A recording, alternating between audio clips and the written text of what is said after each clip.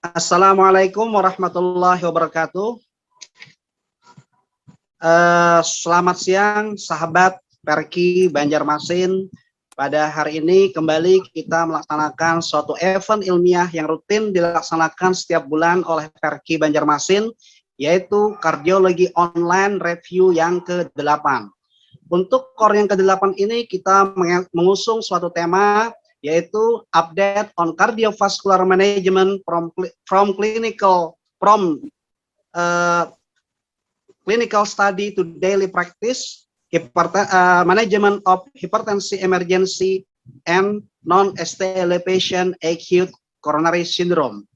Ini sangat bertepatan sekali dengan suatu acara yang kita peringati pada bulan ini, yaitu Hari Hipertensi Sedunia, di mana kita tahu untuk hipertensi sedunia kita mengusung suatu tema, yaitu measure your blood pressure correctly and live longer, yaitu agar kita mengukur tekanan darah itu secara baik, secara efektif, dan hidup sehat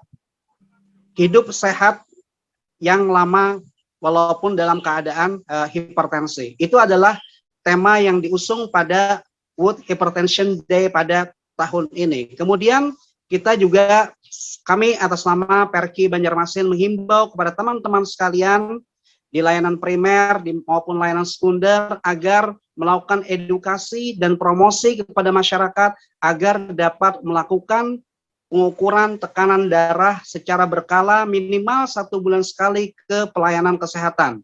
Dan lebih daripada itu menghimbau kepada masyarakat untuk hidup sehat dengan nutrisi yang seimbang, melakukan aktivitas minimal 30 menit dalam sehari, dan kemudian lagi stop merokok, karena itu adalah faktor-faktor risiko yang mengakibatkan suatu hipertensi. Dan ini masih di bulan Syawal, kami atas nama Perki Banjarmasin mengucapkan selamat Hari Raya Idul Fitri, walaupun sudah agak 2 minggu, tapi masih di bulan Syawal, dan tentu saja mohon maaf lahir dan batin. Sekedar kita flashback ke belakang bahwa ini adalah core, yaitu Kardiologi Online Review yang sudah ke-8. Ini adalah suatu acara ilmiah yang rutin dilaksanakan oleh Perki Banjarmasin dalam rangka meningkatkan pengetahuan dan skill di bidang kardiovaskuler. Mungkin itu sekedar pembuka dari saya sebagai moderator.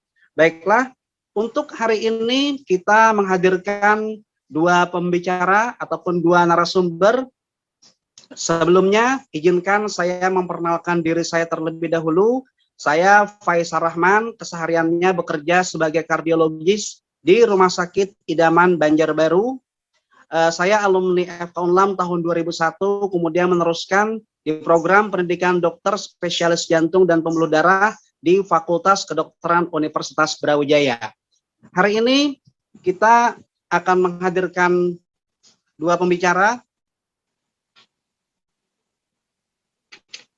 Yang pertama adalah Dr. Dwi Laksono Adiputro. Beliau kardiolog ataupun staf di bagian jantung dan pembuluh darah Rumah Sakit Ulin Banjarmasin, menyelesaikan pendidikan dokter spesialis jantung di Fakultas Kedokteran Universitas Erlangga, kemudian juga mengikuti fellow, yaitu pendidikan konsultan di bidang intervensi di tempat yang sama, dan beliau juga telah menyelesaikan pendidikan doktoral yaitu S3 di Fakultas Kedokteran Universitas Brawijaya Malang. Ini adalah profil daripada Dr. Dwi Laksono Adiputro yang akan membawakan materi tentang current management of hypertension emergency. Kemudian lebih lanjut lagi, sekedar diketahui bahwa Dr. Adi ini merupakan dokter jantung paling senior di Perki Banjarmasin. Kemudian pembicara yang kedua yaitu Dr. Vina Rosalinda SPJP. Beliau alumni Fakultas Kedokteran Universitas Lampung Mangkurat untuk dokter umumnya, kemudian menyelesaikan di program pendidikan dokter spesialis jantung dan pembuluh darah Fakultas Kedokteran Universitas Gajah Mada tahun 2020 tadi beliau baru selesai. Ini fresh graduated, Dr. Vina Rosalinda, dan hari ini beliau akan membawakan materi tentang current update on non-ST elevation acute coronary syndrome management what's news. Itu adalah materi yang akan dibawakan oleh Dr. Vina. Selanjutnya kita juga mendatangkan dua panelis. Yang pertama adalah Dr. Gilang Maulida Rahman, SPJP. Beliau kesehariannya bekerja sebagai kardiologis di Rumah Sakit Bu Yasin, Kabupaten Tanah Laut. S1-nya menyelesaikan di Universitas Islam Yogyakarta. Kemudian untuk pendidikan dokter spesialis jantung, beliau selesaikan di Fakultas Kedokteran Universitas Erlangga, Surabaya. Kemudian kita sambut lagi panelis yang kedua, yaitu Dr. Putri Kusuma. Dr. Putri, SPJP. Dr. Putri Kusuma Dewi, SPJP. Kesehariannya beliau sebagai kardiologis di Rumah Sakit Ansari Saleh Banjarmasin. S1-nya diselesaikan di Fakultas Kedokteran Universitas Lambung Mangkurat, angkatan 2002.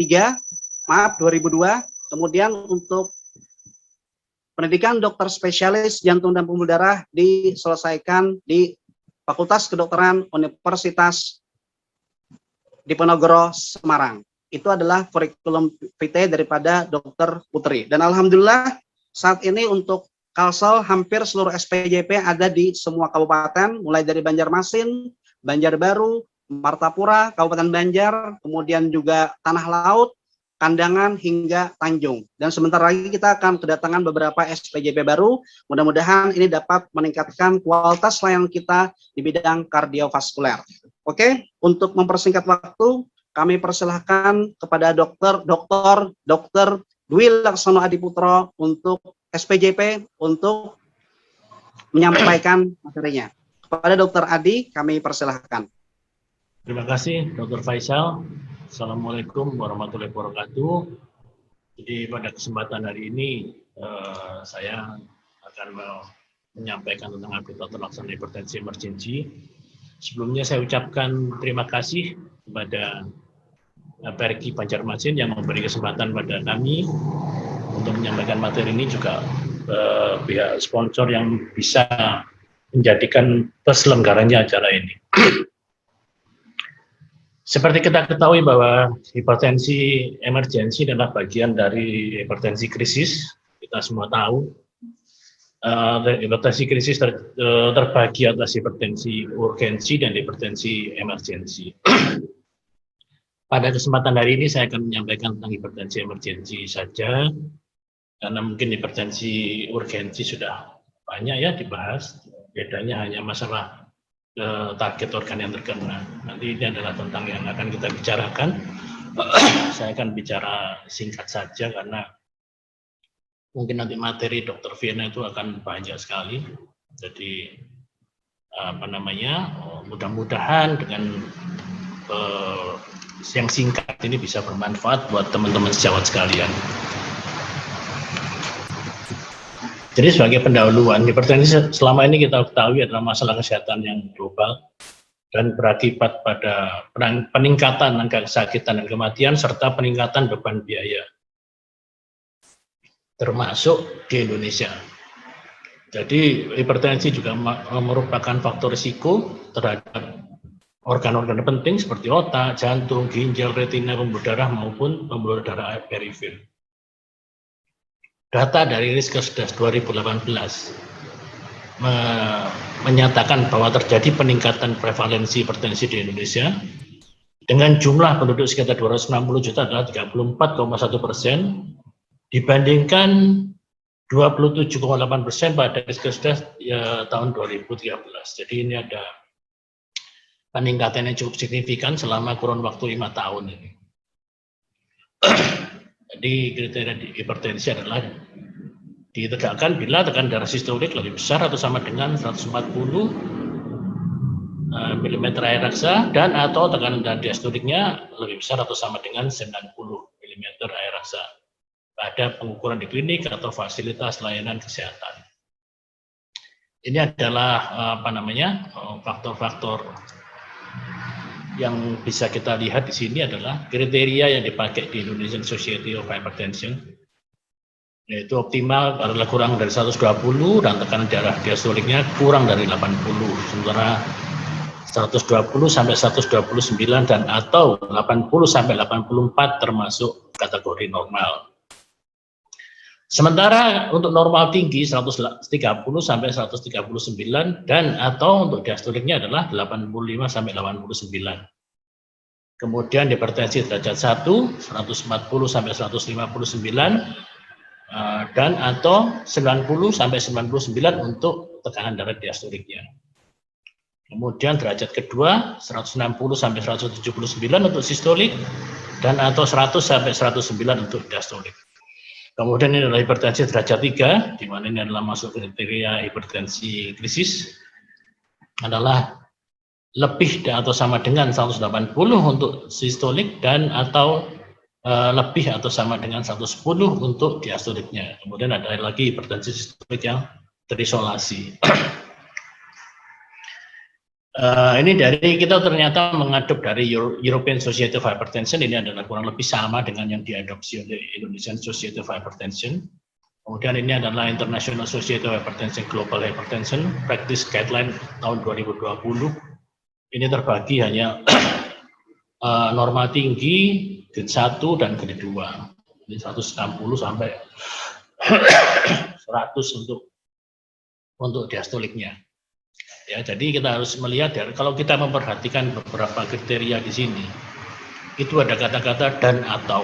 Artinya, walaupun mungkin yang mengalami peningkatan hanya diastolik itu sudah masuk kategori hipertensi, tinggal kita melihat dia masuk kriteria berapa. Ya, ini untuk pegangan kita sebagai klinisi yang di fasilitas pelayanan kesehatan. Untuk konfirmasi diagnosis hipertensi, tidak hanya dapat mengandalkan pada satu kali pemeriksaan, kecuali pada pasien dengan tekanan diastolik yang sangat tinggi, misalnya hipertensi derajat 3. Kemudian dari situ kita juga menemukan bukti adanya target organ yang terkena. Ini disebut hypertension mediated organ damage. Dan kemudian ini dilakukan berulang di klinik, bisa menjadi strategi untuk konfirmasi peningkatan tekanan darah persisten. Juga sebagai bahan untuk klasifikasi dan derajat hipertensi. Untuk patofisiologi mungkin sudah banyak yang tahu, jadi ini sudah ringkas saja, terjadi faktor genetik dan faktor lingkungan. Faktor lingkungan ini termasuk lifestyle atau gaya hidup, di mana faktor genetik ini terjadi defek hemostasis natrium ginjal, kemudian terjadi peningkatan ekspresi natrium yang inadekuat, kemudian terjadi retensi air dan garam, terjadi peningkatan volume plasma dan akan mengakibatkan peningkatan dari cardiac output, maka pada ujungnya akan terjadi hipertensi. Nah, peningkatan volume plasma ini juga akan meningkatkan hormon natriuretik yang akan berakibat pada peningkatan reaktivitas dari vaskuler, kemudian akan meningkatkan resistensi perifer, akan terjadi hipertensi juga. Sementara pada faktor lingkungan terjadinya defek struktur dan pertumbuhan otot polos vaskuler. Ini akan meningkatkan ketebalan dari vaskuler dan akan meningkatkan resistensi perifer, dan pada akhirnya akan terjadilah hipertensi. Maka tadi sudah disampaikan oleh Dr. Faisal bahwa faktor-faktor risiko untuk terjadinya hipertensi ini banyak sekali, ya, diabetes, merokok, gaya hidup dan sebagainya. Dan ini ternyata memang sangat-sangat mempengaruhi angka kejadian atau peningkatan data hipertensi di Indonesia menurut Riskesdas tahun 2018. Nah, seperti tadi saya sampaikan bahwa krisis hipertensi ini ada terbagi dua, yaitu urgensi dan emergensi. Jadi hipertensi emergensi adalah hipertensi derajat 3 yang berkaitan dengan kerusakan organ yang disebabkan oleh hipertensi secara akut. Dan ini sering mengancam jiwa dan memerlukan penanganan yang segera dan seksama. Untuk itu, untuk menurunkan tekanan darah, biasanya kita memerlukan obat intravena, obat-obat hipertensi yang intravena. Jadi kecepatan peningkatan dan tinggi tekanan darah sama pentingnya dengan nilai absolut tekanan darah dalam menentukan besarnya kerusakan organ. Artinya apa? Bahwa kita untuk hipertensi yang emergensi ini kita harus secara cepat menurunkan tekanan darah, Ya, jadi ada beberapa yang patokannya misalnya MAP diturunkan 25% sejak ketemu dengan pasien tersebut, misalnya dokter ketemu dengan pasien tersebut. Ini adalah gambaran sepintas hipertensi emergensi, di mana hipertensi maligna ini adalah peningkatan tekanan darah yang berat lebih dari 200 per 120 yang berkaitan dengan retinopati bilateral yang ditandai dengan hemorrhagic, Cotton-Wool-Smooth, serta papilledem. Kemudian hipertensi ensefalopati, peningkatan tekanan darah berat yang berkaitan dengan letargi, kejang, cortical blindness, dan koma tanpa penyebab yang jelas. Kemudian terjadilah hipertensi trombotik mikroangiopati, di mana terjadi peningkatan tekanan darah yang berat yang berkaitan dengan hemolisis dan trombositopenia tanpa penyebab yang lain dan membaik dengan obat-obat antihipertensi. Bagaimana pemeriksaan penunjang yang kita perlukan pada pasien-pasien ini? Apabila memang di fasilitas layanan kesehatan yang teman sejawat tempat bekerja bisa dilakukan fondoskopi, maka itu dilakukan fondoskopi. Kemudian kalau bisa dilakukan EKG 12 lead serta pemeriksaan HB dan trombosit, kreatinin serta laju filtrasi glomerulus serta elektrolit serta urinalisis lengkap. Jadi ini secara umum. Kemudian bagaimana yang sesuai dengan indikasi? Artinya misalnya hipertensi emergensi disertai gangguan jantung, kita bisa meriksa troponin, CKMB, kemudian dilakukan toraks foto, ekokardiografi, CT angiotorak, kemudian CT atau MRI kepala untuk dugaan-dugaan stroke, kemudian dilakukan USG renal untuk yang menduga ada gangguan fungsi ginjal. Jadi pemeriksaan penunjang ini perlu, dan ini bisa dilakukan pada mungkin rumah sakit yang tipe C, tipe C atau tipe B mungkin bisa. Di tempat Dr. Faisal itu tipe C tapi sudah lengkap, itu ekokardiografi juga sudah ada. Ini adalah tata laksananya. Jadi pertimbangannya adalah konfirmasi organ target yang terdampak. Jadi tentukan penata laksana spesifik selain penurunan tekanan darah. Misalnya kita melihat ada hipertensi emergensi disertai gangguan, dugaannya adalah stroke atau dugaan terjadi gangguan jantung. Kita harus juga menterapi organ target yang terdampak. Jadi temukan faktor pemicu lain kenaikan tekanan darah akut. Misalnya kehamilan, ini juga mempengaruhi strategi penata laksanaan.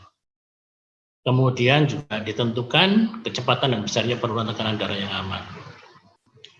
Kemudian kita tentukan obat antihipertensi yang diperlukan, obat intravena dengan waktu paruh yang pendek merupakan pilihan ideal untuk titrasi tekanan darah secara hati-hati. Tentunya ini dilakukan di fasilitas kesehatan yang mampu melakukan pemantauan hemodinamik kontinu. Jadi kalau misalnya memang itu di tempat teman sejawat bekerja ada fasilitas yang untuk memantau hemodinamik, itu lebih enak itu dilakukan. Karena pengobatan hipertensi emergensi ini adalah intravena. Jadi harus hati-hati terhadap penurunan tekanan darah maupun gangguan-gangguan lain yang menyertai pada saat kita memberikan terapi intravena antihipertensi. Ini adalah kondisi hipertensi emergensi dan target tekanan darahnya.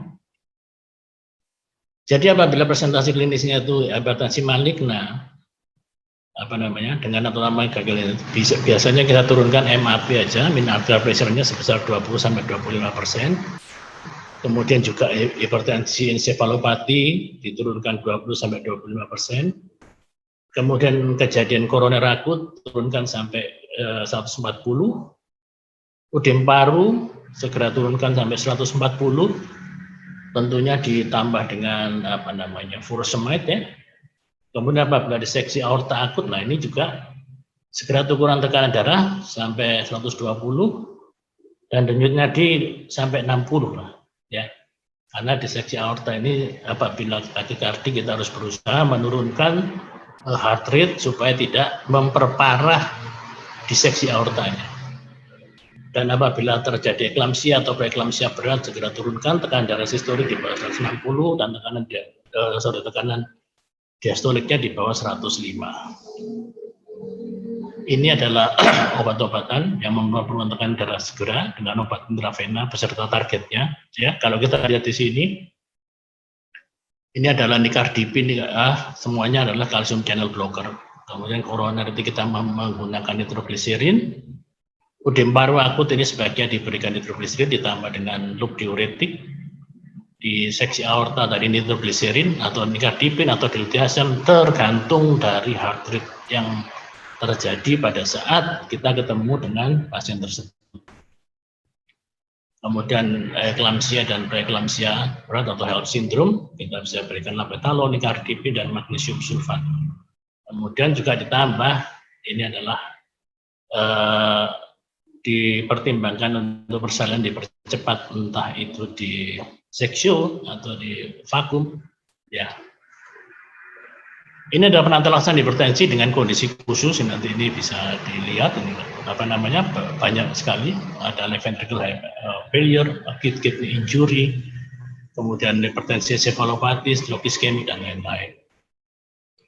Jadi menurut American College of Cardiology secara ringkas, apabila kita ketemu pasien dengan systolic blood pressure dengan 180 dan atau diastolic blood pressure-nya lebih 120, kita tentukan target organnya ini ada atau enggak.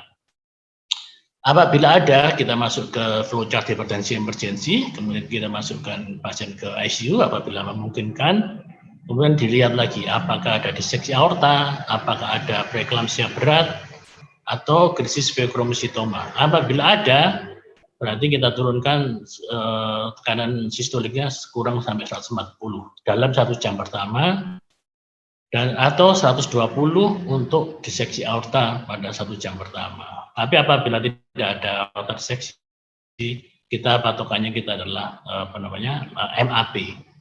MAP diturunkan 20 sampai 25%. Ini adalah obat-obatan hipertensi emergensi yang tersedia di Indonesia, nicardipin, nitrogliserin, clonidine, dan diltiazem. Ya, jadi ini di sini adalah dosisnya seperti ini nanti. Bagaimana terapinya? Ya, patokan kita adalah onset yang cepat, durasi yang pendek, dengan minimal kontraindikasi serta reaksi yang merugikan dari obat tersebut. Ini ada obat-obatan, ya hipertensi sama saja sebenarnya. Ini nicardipin dan diltiazem ini kurang lebih onsetnya 5 menit. Ini adalah durasinya adalah 1 jam, ini 30 menit untuk diltiazem. Ya, jadi diltiazem ini memang dikatakan bahwa sangat berguna untuk hipertensi emergensi dan urgensi, dan dia bekerja sebagai kalsium channel blocker. Dia bisa diprediksi untuk penurunan tekanan darahnya dan bisa cepat menurunkan tekanan darah dan tidak ada rebound fenomen pada penghentian. Efek sampingnya adalah bradikardi, hipotensi, headache, dan flushing. Kemudian dia mempunyai anti iskemik dan anti aritmia, walaupun ini adalah kelas 4, artinya masih belum bisa dijadikan patokan pasti. Nah, ini beberapa studi di masa kalsium channel blocker bisa mencegah stroke atau memburuknya stroke pada hipertensi. Ini kalau kita lihat dari sini saja, ya, yang dilakukan meta-analisa pada 13 tadi dengan subjek 100.000 lebih oleh Fabio Angeli. Ini hasilnya adalah kalsium channel blocker menurunkan risiko stroke lebih efektif dibandingkan pasien-pasien yang diterapi dengan obat lain pada hipertensi esensial. Sementara di sini ada studi yang melihat diltiazem versus ramipril, di mana studi ini pasien diberikan obat-obatan pada waktu mau tidur, kemudian kita evaluasi pada waktu dia bangun, karena biasanya ada lonjakan pada pagi hari pada pasien-pasien dengan hipertensi. Kalau kita lihat di sini, memang pada 4 jam pertama biasanya ramipril turun, kemudian pada berikutnya diltiazem bertahan di tekanan darah yang lebih rendah dibandingkan ramipril. Jadi pada 24 jam ini lebih baik dengan diltiazem dibandingkan Ramipril. Tapi tentunya teman sejawat juga harus melihat juga faktor-faktor penyerta dari pasien ini. Apakah ada bradikardi, apakah ada heart failure, itu juga harus dipertimbangkan juga ya. Sementara di sini adalah melihat efikasi diltiazem dibandingkan dengan nicardipin. Jadi ini sesama kalsium channel blocker, yang satu adalah non dehydropiridin untuk diltiazem dan yang nicardipin adalah dehydropiridin. Jadi kalau dilihat di sini pasien-pasien yang preeklamsi, kita lihat di sini kita lihat bahwa diltiazem memang lebih rendah, tapi dia lebih cepat keluar dari ruang intensive care. Jadi dikatakan bahwa diltiazem bisa mengontrol hipertensi atrial secara merata, kemudian dia bisa lebih cepat atau lebih pendek perawatannya di ICU. Jadi sebagai akhir dari presentasi saya, kita lihat adalah hipertensi emergensi adalah hipertensi derajat 3 yang berkaitan dengan target organ secara akut. Diperlukan pertimbangan strategi tata laksana dalam menentukan terapi dan target penurunan tekanan darah pada hipertensi emergensi. Dan di beberapa penelitian mengatakan bahwa diltiazem merupakan obat golongan kalsium channel blocker non dehydropiridin yang terbukti efektif dan aman dalam tata laksana hipertensi. Dan penggunaan diltiazem dapat dipertimbangkan sebagai tata laksana hipertensi emergensi. Saya rasa cukup, Dr. Faisal, presentasi saya saat ini. Assalamualaikum warahmatullahi wabarakatuh.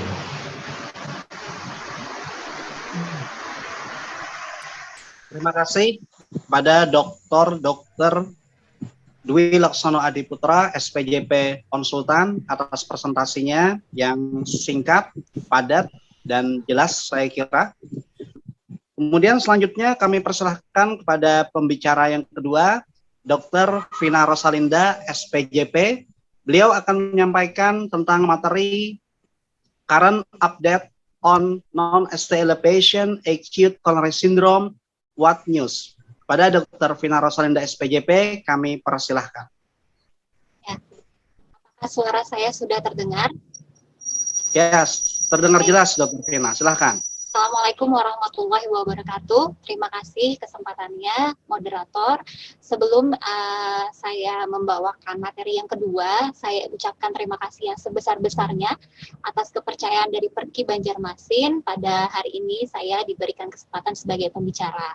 Kemudian saya ucapkan juga selamat datang kepada senior, teman sejawat semua, dan terima kasih kepada PT Tanah B sebagai sponsorship sehingga acara pada hari ini bisa berjalan. Sebelumnya saya mohon izin untuk share slide dulu ya. Oke. Apakah sudah terlihat slide saya?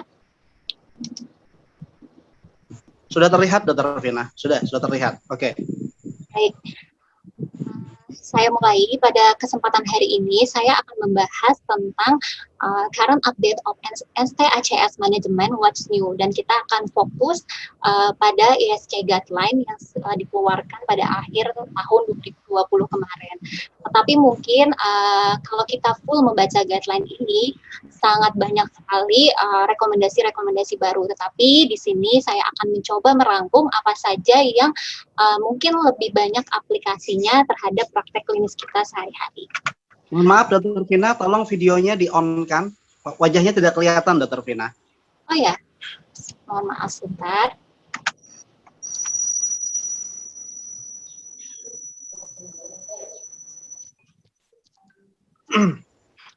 Sudah terlihat, Dr. Faisal?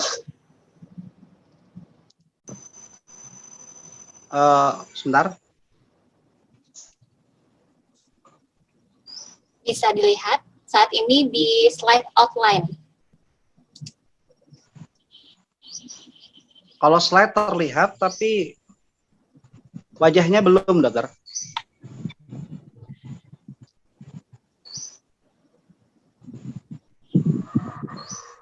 Mohon maaf, untuk video saya sudah on juga di sini terlihat, Dokter, untuk wajah saya. Oh gitu. Ya sudah nggak apa-apa, Dokter Pina. Yang penting itunya dulu. Yang terpenting mungkin kameranya dok. Nggak on ya kameranya. Sudah dokter, saat ini saya bisa juga melihat video wajah saya. Oh gitu ya sudah. Oke, silahkan. Yang penting ini slide-nya terlihat dulu, Dokter Pina. Silahkan. Baik, terima kasih.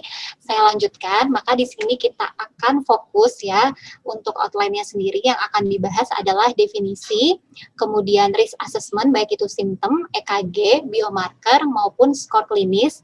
Kemudian kita akan masuk ke risk stratifikasi, kapan pasien nanti akan dilakukan invasif strategi dan obat-obatan yang penting yang harus kita berikan. Kembali ke definisi, saya rasa semua juga sudah mengetahui bahwa akut coronary syndrome itu merupakan suatu term untuk menggambarkan kondisi terjadi penurunan blood flow mendadak di jantung, di mana untuk spektrumnya sendiri kita ketahui di sini, kalau gambaran EKG-nya terdapat ST elevasi, maka masuk ke dalam algoritma STEMI. Sedangkan yang tidak terjadi ST elevasi, baik itu EKG normal maupun ST depresi ataupun T inversi, maka akan masuk ke kelompok non-ST ACS yang akan kita fokus bahas pada hari ini. Yang penting adalah ketika pasien datang pada kondisi ACS, paling sering tentu adalah keluhan chest pain atau rasa tidak nyaman. Sebagai ilustrasi kasus A, laki-laki 65 tahun datang dengan chest pain at rest selama 25 menit. Kemudian pasien juga ada hipertensi dan dislipid 10 tahun pada EKG dan pemeriksaan jantung normal. Kemudian kasus B, wanita 30 tahun, chest pain berat 10 menit sebelum masuk rumah sakit dan sebelumnya sudah terdiagnosis Marfan syndrome. Kemudian kasus ketiga, wanita 28 tahun, datang dengan chest pain dan sesak nafas dan dia ini sudah didiagnosis sebagai TB. Ada hipotensi, hipersonor di bagian dada kanan dan terdapat deviasi trakea ke kiri. Kemudian kasus keempat, laki-laki 50 tahun datang dengan chest pain dan terasa terbakar 4 jam sebelum pemeriksaan dan didapatkan epigastric pain. Nah, apakah keempat kasus ini harus kita diagnosis semuanya merupakan pasien ACS? Nah, jawabannya adalah tentu tidak, ya, karena untuk chest pain sendiri banyak sekali different diagnosisnya. Ini adalah tabelnya di mana yang dikasih bold ini adalah DDDD yang paling sering ya. Untuk kardiak sendiri ini memang penyebab terbanyak ya. Jadi tidak hanya ACS, bisa saja suatu acute heart failure, takiaritmia, hipertensi emergensi seperti yang dijelaskan Dr. Adi tadi, juga bisa presentasinya adalah chest pain. Kemudian untuk pulmonal, vaskular, diseksi aorta, kemudian suatu GERD maupun muskuloskeletal juga bisa. Sehingga penting sekali kita mengetahui kapan sebenarnya ini kira-kira adalah suatu ACS. Nah, ini berdasarkan guideline terbaru ya, tetap 3 yang kita perhatikan. Pertama, simptom chest pain yang related ACS, EKG, dan biomarker. Untuk ACS sendiri, paling tidak 1 dari 4 kriteria ini. Jadi ada chest pain yang prolong, yaitu lebih dari 20 menit. Kemudian bagi chest pain yang baru, artinya chest pain yang dirasakan pasien kurang 3 bulan, maka anginanya minimal kelas fungsional 2 atau 3. Artinya yang dia akan nyeri dada pada aktivitas dia sehari-hari atau terbatas pada aktivitas sehari-hari. Kalau yang dia sudah terdiagnosis sebagai angina stable, maka spektrum ACS adalah pasien yang mengalami crescendo angina. Jadi ada progresif dengan CCS-nya minimal kelas 3 atau nyeri dada pada pasien-pasien post myocard impact ya. Kemudian untuk EKG-nya sendiri, ini EKG-nya bermacam-macam, yang jelas bukan suatu ST elevasi. Contohnya transient ST segmen elevasi, terjadi perubahan ST elevasi, tapi kurang dari 20 menit dia berubah, tidak persisten untuk ST elevasinya. Atau suatu persisten atau transient ST segmen depresi, T-wave inversi, flat T-waves, dan ingat di sini, 30% pasien ACS juga datang dengan kondisi EKG normal. Kemudian yang ketiga adalah biomarker. Nah, biomarker di sini, kalau misalnya terjadi peningkatan biomarker, maka masuk klasifikasi dari non-STEMI. Tetapi kalau tidak terjadi peningkatan, maka hanya myocardial ischemic, kita masuknya ke unstable angina. Nah, ini adalah yang baru ya, yang direkomendasikan dari guideline 2020 NCACS. Yang terbaru adalah bahwa algoritmanya tidak lagi 0 dan 3 jam untuk pemeriksaan high sensitivity troponin I, tetapi dia digunakan adalah 0 dan 1 jam.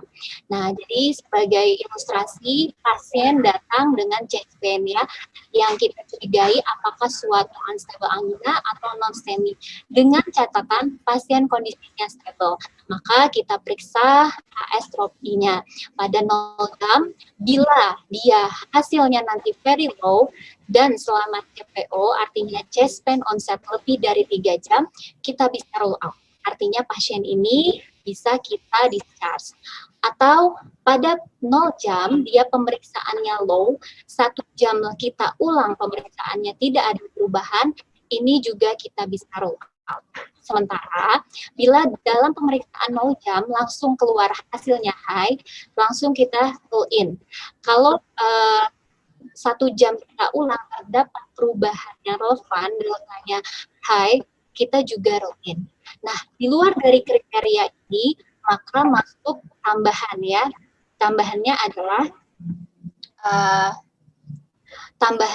kita periksa lagi 3 jam. Nah, 3 jam ini kita periksa lagi high troponin I-nya. Bila dia high, maka rule in. Tapi kalau tidak ada changes, kita masuk ke observe. Dan kita lakukan pemeriksaan ekokardiografi. Nah,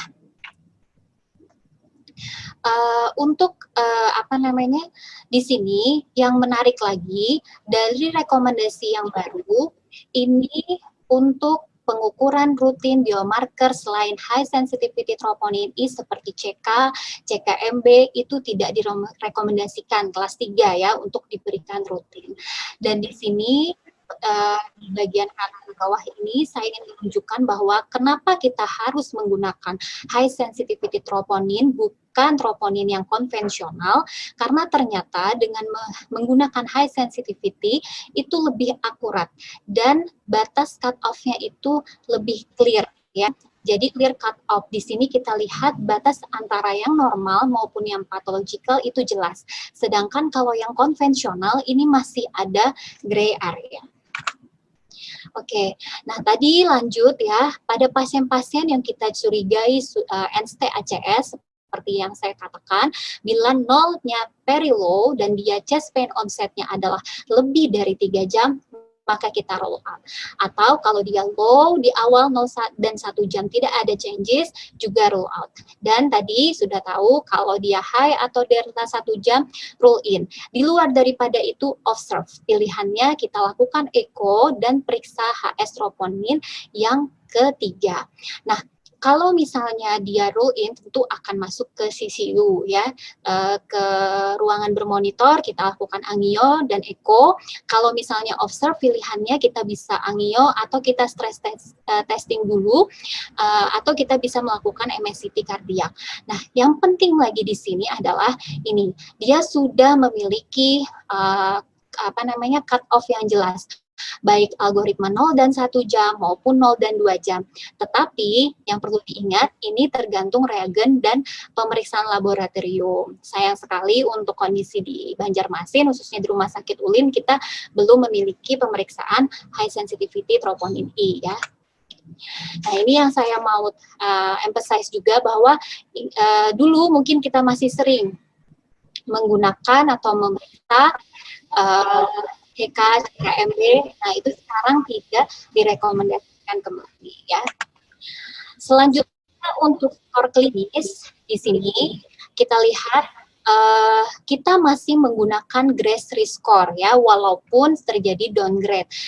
Kalau yang dulu di 2015 rekomnya kelas 1, sekarang kelas 2. Mungkin ada yang sudah familiar dengan GRACE risk score atau ada juga yang belum. Ini adalah komponennya ya, QLIP, systolic, heart rate, usia, kreatinin, dan other risk factor yang akan kita jumlahkan.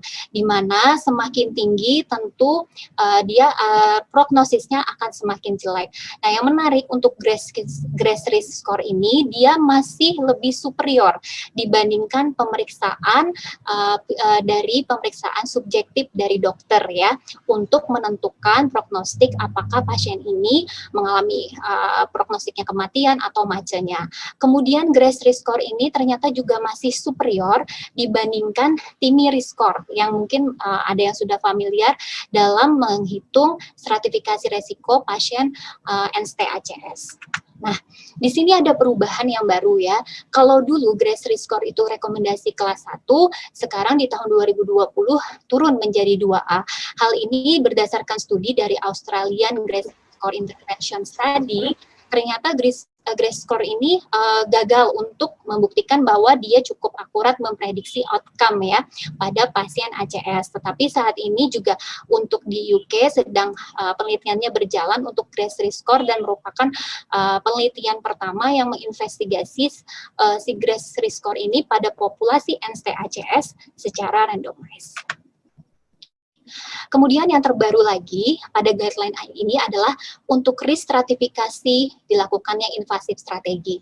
Tadi kan kita sudah membahas bagaimana chest pain, kemudian EKG, biomarker. Nah, kita sekarang mendiagnosis pasien ini suatu NST-ACS. Kemudian bagaimana? Disinilah kita harus melakukan stratifikasi resiko. Nah, sekarang stratifikasi resiko itu hanya terbagi menjadi 2 ya. Terbagi menjadi 3. Yang pertama adalah very high. Very high risk ini ada 7 ya. Ada hemodynamic instability, shock cardiogenic ya, kemudian life threatening arrhythmia dan seterusnya di sini.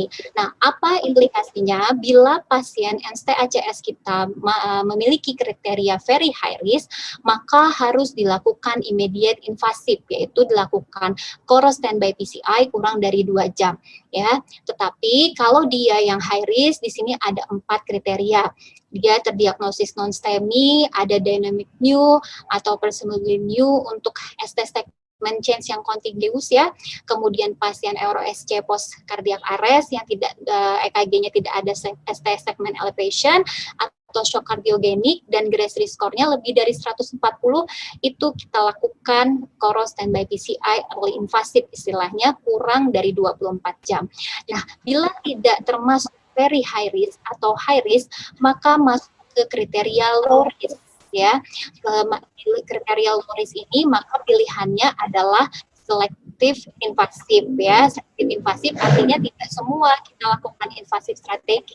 Bisa saja kita lakukan untuk stress testing dulu, atau untuk pas rekomendasinya adalah ini dilakukan MSCT koroner. Sementara di sini untuk intermediate risk itu telah dihapus ya di guideline 2020. Nah, apa yang mendasari kenapa intermediate risk ini dihapus? Ternyata dilihat dari outcome dari studi-studi ini adalah waktu dilakukan angiografi ya, dan di sini adalah hasilnya. Kita lihat di sini ternyata semakin lama kita melakukan dari first onset melakukan Coro standby PCI, yang terjadi adalah ternyata tidak menurunkan mortality risk pada pasien-pasien NST-ACS, tetapi dari outcome-nya malah meningkatkan resiko periprosedural pada saat tindakan Coro standby PCI, sehingga untuk intermediate risk itu sudah dihapus. Nah, selanjutnya tadi kita sudah berbicara bagaimana melakukan stratifikasi risiko kapan dilakukan pasien invasif strategi. Sekarang tentu setelah kita hitung ischemic risk score, di sini kita juga penting untuk mengukur bleeding risk score.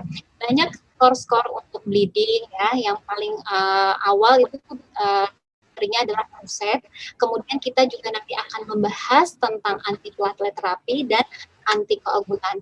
Karena pasien ACS, kalau kita ingat kembali ketika terjadi suatu rupture atau thrombus, tentu tubuh akan mengaktifkan tissue factor ya, dan mengaktifkan cascade coagulation, sehingga terjadilah terbentuk protrombin yang mengubah trombin menjadi, yang mengubah fibrinogen menjadi benang fibrin, akhirnya terjadi bleeding, serta semua diaktifkan baik ADP, kemudian thromboxane dan GP2 deactivation untuk menghasilkan platelet. Disinilah cornerstone atau terapi inti dari ACS, yaitu kita memberikan antiplatelet drug dan antikoagulan.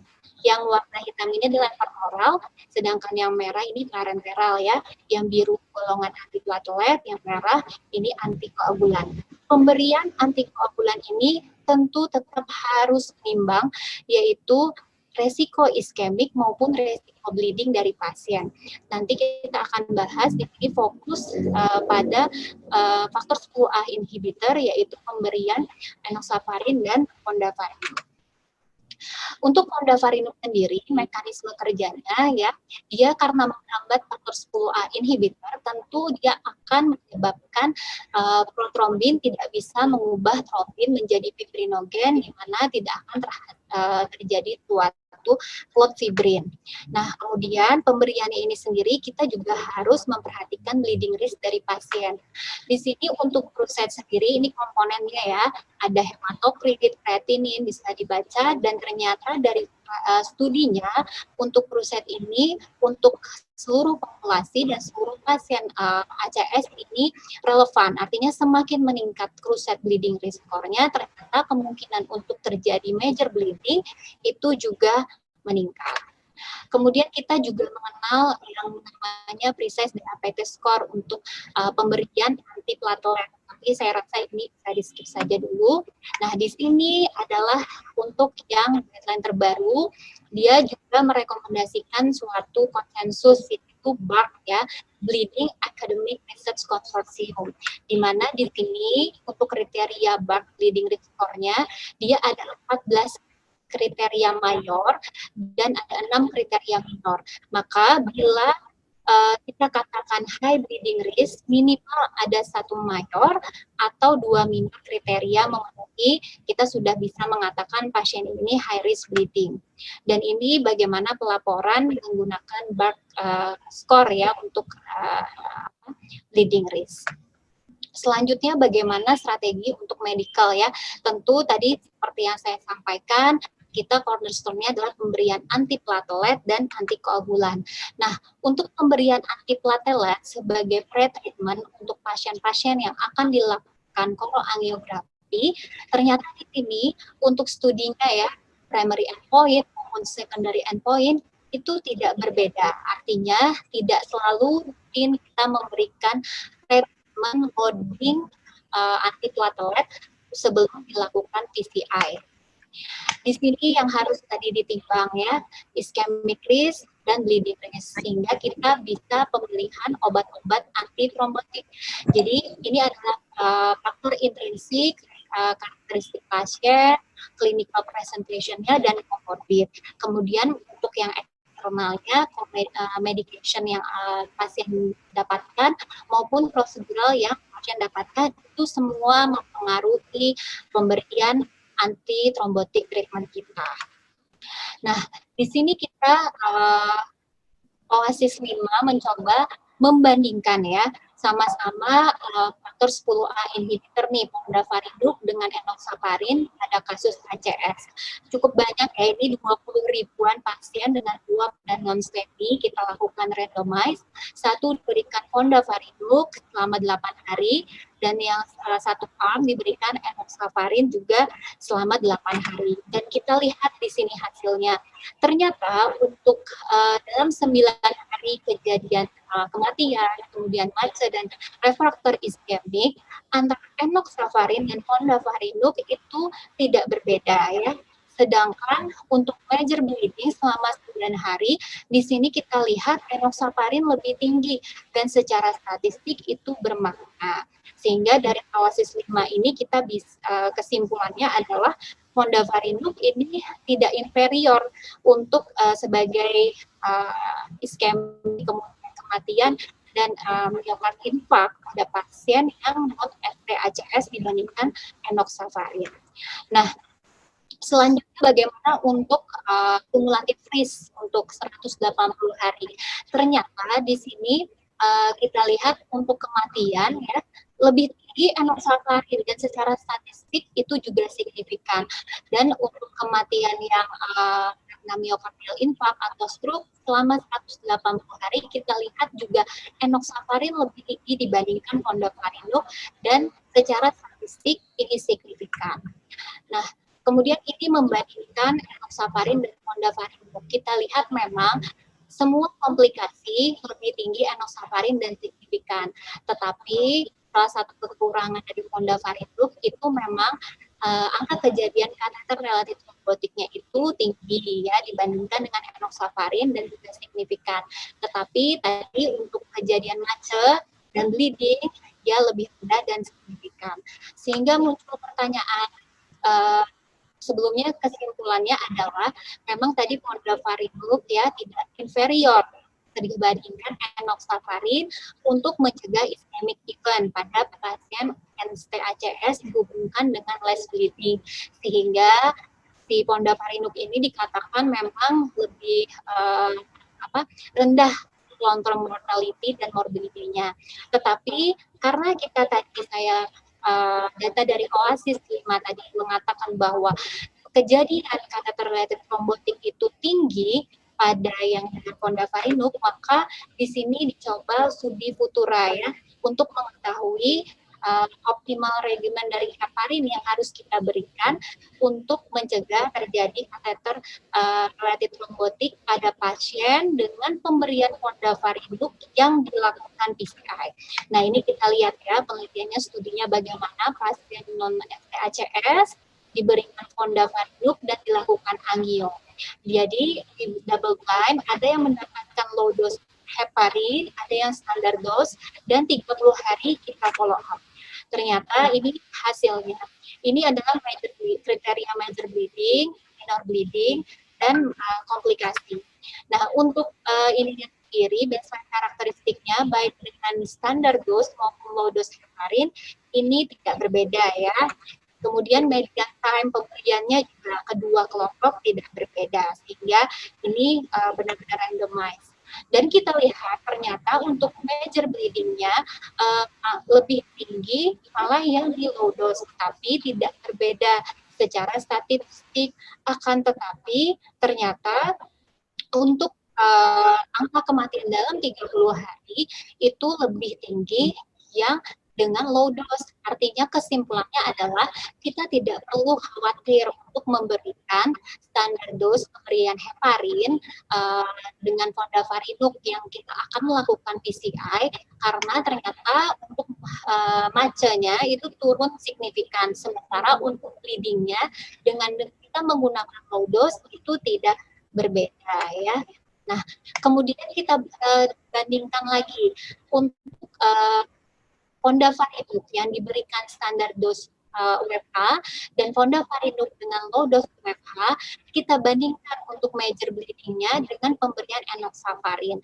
Ternyata masih lebih rendah untuk yang fondaparinux.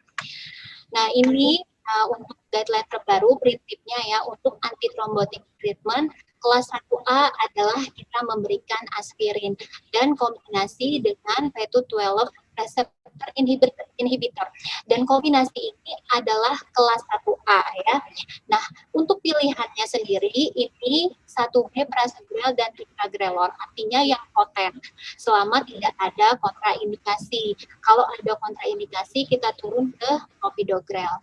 Sementara untuk antikoagulannya di sini heparin 1A, fondaparinux 1B, enoxaparin turun kelasnya ya, karena tadi dengan studi tadi menjadi 2A. Dan di sini juga, sehingga menyebabkan juga kenapa fondaparinux tidak direkomendasikan, tapi dengan pemberian UFH ketika pasien memang diprosit untuk dilakukan PCI 1B. Sebagai kesimpulan, jadi memang tadi diagnostik NST-ACS harus berdasarkan klinis, EKG, dan kardiak biomarker. Kemudian tadi serial high sensitivity troponin itu penting untuk estimasi prognosis ya. Nah, kemudian untuk risk score walaupun downgrade tapi tetap bisa kita pertimbangkan untuk prognostik.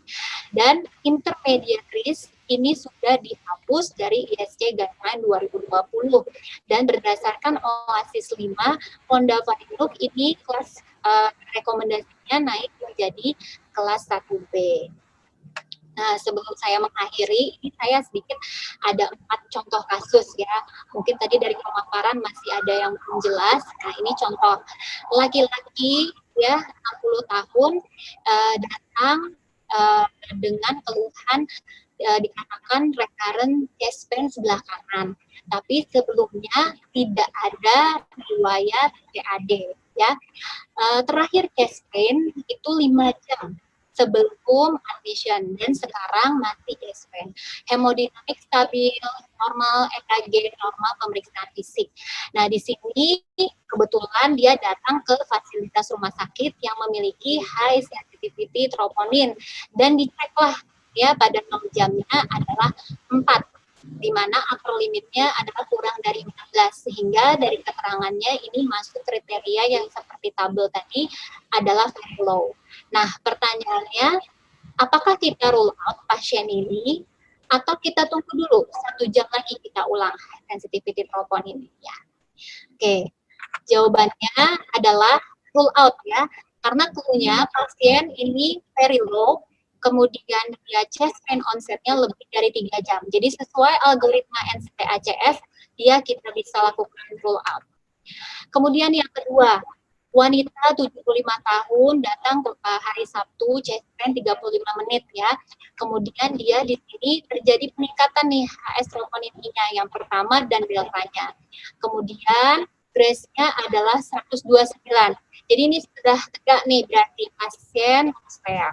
Nah, pertanyaannya, apakah kita bisa menunggu untuk PCI-nya di jam kerja di hari Senin? Alasannya karena grace service-nya ini 129 ya, belum di atas 140 ya. Ternyata jawabannya kalau according to ISC 2020 tidak ya. Jadi tidak bisa kita tunda, tetap dia karena sudah tegak terdiagnosis non-STEMI, tidak peduli berapapun grace risk-nya, itu tetap strateginya adalah dilakukan early invasive. Jadi dikirim untuk PCI dalam kurang dari 24 jam. Karena kalau codingnya 2015, mungkin pasien ini masih masuk yang intermediate risk, yang bisa kita tunda kurang dari 72 jam. Jadi hari Senin sudah masuk dan rekomendasinya waktu itu 1A. Tapi karena sudah dihapus, tidak direkomendasikan lagi, jadi tetap tidak bisa ditunda ya, sampai dengan hari Senin. Kemudian yang ketiga, nah wanita 55 tahun dia datang dikatakan resusitasi habis kardiak arrest karena VF. Nah, EKG-nya di sini ya. EKG-nya di bawah ini tidak tampak ST segmen ST elevasi, hemodinamiknya saat ini stable dan echo-nya juga normal. Tetapi dari high sensitivity troponin-nya dia 250. Nah, apakah pasien seperti ini kita harus lakukan immediate toroangiografi artinya kurang dari 2 jam? Jawabannya tidak ya, karena berdasarkan guideline terbaru ini pasiennya masuk ke kategori high risk. Sedangkan kalau di ISP 2015 ini masuk very high risk. Jadi di sini ada perbedaan. Di pasien ini tidak perlu kita lakukan immediate 2 jam, jadi masih bisa ditunggu sampai kurang dari 24 jam. Nah, ini dikarenakan dari penelitian ternyata pasien yang dilakukan immediate maupun yang dilakukan delay, dalam hal ini median time-nya, PCI-nya 5 jam setengah, ternyata ini tidak berbeda untuk semua outcome dan survival dalam 90 hari, sehingga tidak perlu kita buru-buru melakukan PCI immediate atau kurang dari 2 jam ya. Terakhir soalnya ini 60 tahun datang ke emergency karena chest pain ya, EKG awal seperti ini, jadi terdapat ST elevasi, kita diagnosis sebagai STEMI anterior ekstensif, kita lakukan primary. Ternyata sebelum masuk ke cath lab EKG-nya berubah ya, kurang dari 20 menit. Nah, apakah kita tetap harus melakukan invasif koro secepatnya? Nah, jawabannya tidak ya, karena di sini kasus ini masuk ke kriteria high risk. Beda dengan yang sebelumnya, ini masuk dari high risk, hingga untuk koronangiografinya bisa kita tunda kurang dari 24 jam. Demikian yang bisa saya sampaikan. Waktu saya kembalikan kepada moderator. Terima kasih Dr. Vena Rosalinda SPJP, sangat menarik pemaparannya tentang current update on non-ST elevation acute coronary syndrome. Terima kasih atas guideline-nya, sangat baik pemaparannya, sistematis, jelas saya pikir. Baik, selanjutnya kita akan lanjut pada diskusi dengan audien beserta panelis. Baik, sahabat Perki Banjarmasin, silahkan kalau mau ada yang mau didiskusikan, kita memiliki dua materi yang sangat menarik pada siang hari ini tentang hipertensi dan guideline tentang non-ST elevation acute coronary syndrome atau ACS on non-STEMI. Silahkan kalau ada pertanyaan pada sahabat Perki Banjarmasin. Sambil menunggu pertanyaan dari audiens, mungkin saya persilahkan dulu kepada panelis. Saya persilahkan kepada panelis yang pertama, kepada Dr. Putri Kusumadewi, SPJP, untuk memberikan tanggapan ataupun pertanyaan kepada kedua pembicara. Silahkan, Dr. Putri, waktu dan tempat dipersilahkan. Ya, terima kasih Dr. Faisal atas kesempatannya. Menarik sekali ya, Dok. Ada tentang hipertensi emergensi, kemudian ada non-STEAC ya. Saya cukup tertarik dengan hipertensi emergensi nih, karena kita sering ketemu, bahkan kasus-kasus ini kita sering dapatkan di fasilitas kesehatan tingkat 1, bahkan di puskesmas. Nah, ini mungkin saya akan tanya nih sama Dr. Adi Putro ya, Dok ya. Tadi dokter udah sampaikan mengenai pasien-pasien yang sudah terdiagnosa saat datang ke fasilitas kesehatan, anggaplah kesehatan tingkat 1 ya, Dok ya, mungkin klinik atau puskesmas dengan hipertensi derajat 3. Kemudian kita juga temukan adanya kerusakan organ target. Tadi dokter udah paparkan mengenai bahwa idealnya pasien-pasien dengan hipertensi derajat 3 dan adanya kerusakan organ target adalah dilakukan pemberian obat-obatan intravena. Semisal nih, Dok, di fasilitas kesehatan di Indonesia ini kan kadang-kadang ada yang terbatas ya, Dok ya, tidak tersedia obat-obat intravena. Ada nggak hal utama atau hal pertama yang bisa kita lakukan sambil menunggu pasien itu dirujuk ke rumah sakit terdekat yang mungkin fasilitasnya lebih lengkap di mana tersedia obat-obat intravena? Itu pertanyaan yang pertama ya, Dok ya. Kemudian pertanyaan yang kedua yang saya cukup menarik, kita sering banget nih, Dok, di praktek kita sehari-hari ini ketemu pasien saat datang nih ke rumah sakit dengan tensi tinggi. Hipertensi derajat 1, hipertensi derajat 2, bahkan hipertensi derajat 3. Setiap kita tanyakan ke pasien, pasien selalu bilang, Dok, saya kalau tensi di rumah nih, tensi saya bagus, 110, 120. Nah, ini kan akan jadi sesuatu yang sulit untuk kita nilai secara objektif nih, Dok. Ada nggak, Dok, parameter tertentu yang mungkin bisa bantu kita sebagai klinisi menentukan apakah pasien ini benar-benar masuk ke dalam kategori hipertensi yang kita sebut dengan white coat hypertension, atau memang sebenarnya dia tidak punya hipertensi hanya karena tegang saja ini datang ke rumah sakit atau ke klinik yang mungkin mau ketemu dokter jantung, terus dokter jantungnya agak galak. Nah, ini mungkin saya bisa minta pendapatnya Dokter Adi. Mungkin itu dulu ya, Dokter Faisal. Terima kasih atas kesempatannya. Silakan Dr. Adi Putra ditanggapi langsung dari Dr. Putri tentang kedua pertanyaan tersebut. Silakan, Dokter. Ya, jadi memang ini banyak sekali pasien-pasien yang ketemu dengan kita, tapi kitanya bekerja di tempat-tempat fasilitas kesehatan yang mungkin tidak ada tempat untuk monitor, bahkan mungkin obat antihipertensi intravenanya nggak ada. Jadi dikatakan bahwa apapun yang terjadi, kita harus menurunkan tekanan darah secepat mungkin. Jadi memang dulu pernah ada dikatakan bahwa mungkin kita pernah juga captopril sublingual, ya. Captopril sublingual ini memang tidak direkomendasikan secara resmi karena kaptopil sublingual itu bekerjanya cepat untuk menurunkan blood pressure atau tekanan darah dalam 1 jam pertama. Setelah berikutnya, jam-jam berikutnya, efek penurunan tekanan darahnya itu sama apabila kita memberikan kaptopil oral. Ya.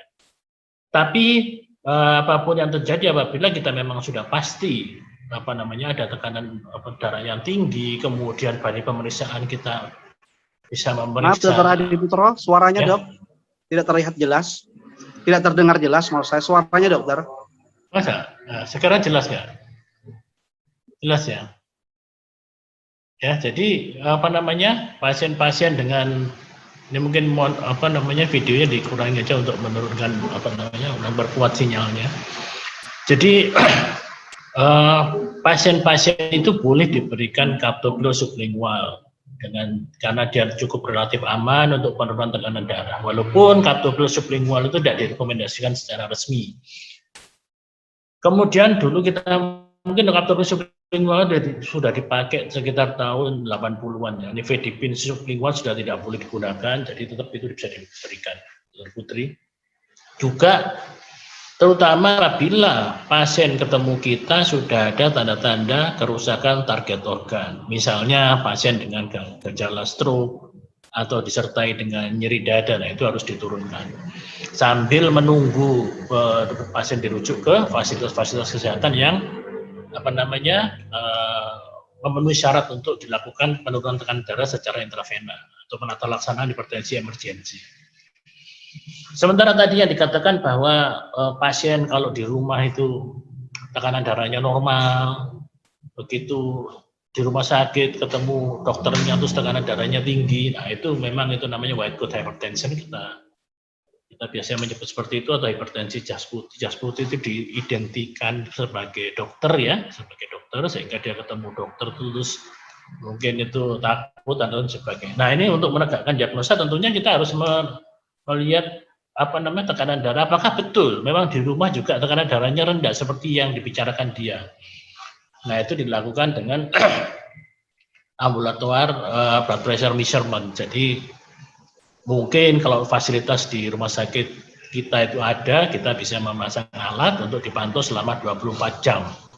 24 jam pasien tetap beraktivitas, itu digital itu, dan kemudian kita lihat apakah memang pada waktu tidur, pada waktu bangun, itu ada lonjakan hipertensi atau tidak. Jadi gunanya untuk HPPM ini banyak sebenarnya. Ya, jadi gunanya HPPM banyak untuk menyingkirkan diagnosa white coat hypertension, kemudian melihat efektivitas dari terapi hipertensi yang kita berikan, juga kecurigaan adanya hipertensi yang terselubung, bukan hanya sebagai hipertensi white coat hypertension, tapi juga hipertensi yang terselubung. Atau misalnya pasien juga seperti itu juga dilakukan home blood pressure measurement. Jadi di rumah seandainya pasiennya itu educated, kita ajarin dia bisa melakukan pemeriksaan sendiri di rumah untuk mencegah terjadinya hipertensi. Karena tadi sudah dikatakan bahwa hipertensi hipertensi menjadi hipertensi kritis itu apabila kita mengalami hipertensi tidak mendapat terapi yang adekuat. Saya rasa itu, Dr. Putri. Terima kasih. Ya, terima kasih, Dokter. Sudah jelas ya, Dr. Putri ya, dari Dr. Adi Putra. Saya pikir sudah jelas. Jadi memang untuk hipertensi emergensi, di mana fasilitas kesehatan kita tidak memiliki obat intravena, kaptopil sublingual bisa menjadi suatu alternatif sebelum pasien dikirim ke fasilitas untuk memberikan obat intravena. Itu mungkin yang bisa saya ambil. Kemudian tadi tentang white coat hypertension ya, jadi saya pikir juga sudah cukup jelas. Kemudian sambil kita menunggu pertanyaan dari audiens, mungkin saya persilahkan kepada panelis yang kedua, Dr. Gilang Mauladi Rahman SPJP, dipersilahkan untuk memberikan tanggapan ataupun pertanyaan mungkin kepada Dr. Vina Rosalinda SPJP. Silakan, Dokter. Assalamualaikum warahmatullahi wabarakatuh. Terima kasih sebelumnya atas kesempatannya, Dr. Faisal. Saya ucapkan salam dulu pada senior saya, Dr. Adi, kemudian sejawat, Dr. Putri, Dr. Faisal, dan Dr. Viana. Alhamdulillah acara kita hari ini cukup meriah ya dok ya, ada 300-an peserta yang gabung. Sebelumnya juga saya ucapkan apresiasi juga kepada kedua pembicara, yaitu Dr. Adi dan Dr. Piana yang telah menyampaikan materinya dengan sangat baik. Tadi Dr. Putri sudah menanggapi lebih banyak ke Dr. Adi ya dok ya. Nah saya biar gantian nanti ke Dr. Piana saya jadinya. Dr. Piana ya, dok ini saya amatin dalam acara kita hari ini itu ternyata banyak sekali GP yang ikut gitu dok ya. Jadi mungkin bagi GP ini yang sering terjadi adalah dia hanya melihat satu parameter saja, misalnya ada nyeri dada, kemudian EKG-nya normal, kadang-kadang buru-buru di rule out, kadang-kadang buru-buru ini bukan ACS nih kayak gitu. Padahal setelah kita mendengar paparan dari Dr. Piana bahwa ternyata 30% dari pasien ACS itu bahkan EKG-nya normal dok ya. Nah, sehingga itu jadi pelajaran juga buat kita di GP bahwa tidak semudah itu kita langsung singkirkan hanya dari satu parameter saja. Namun kita harus melihat secara komprehensif dari 3 parameter tersebut, yaitu gejala klinis, adanya gejala yang tipikal, crescendo dan lain-lain yang tadi, kemudian adanya ECG, kelainan baik normal maupun tidak, dan yang ketiga biomarker dok ya. Nah ini saya pertanyaannya terkait dengan biomarker nih, karena seperti kita ketahui bahwa HS troponin ini mungkin belum tersedia secara luas di seluruh Indonesia. Bahkan mungkin di Kalimantan Selatan tidak banyak rumah sakit yang memiliki HS troponin ini. Nah bagaimana kita tips-tipsnya dok ya, bagaimana tipsnya kita dengan apa yang ada, yang kita punya, CKMB atau troponin biasa, bagaimana kita bisa mengaplikasikan guideline yang tadi disampaikan dengan keterbatasan yang ada begitu, bagaimana apakah itu bisa kita tetap seperti itu.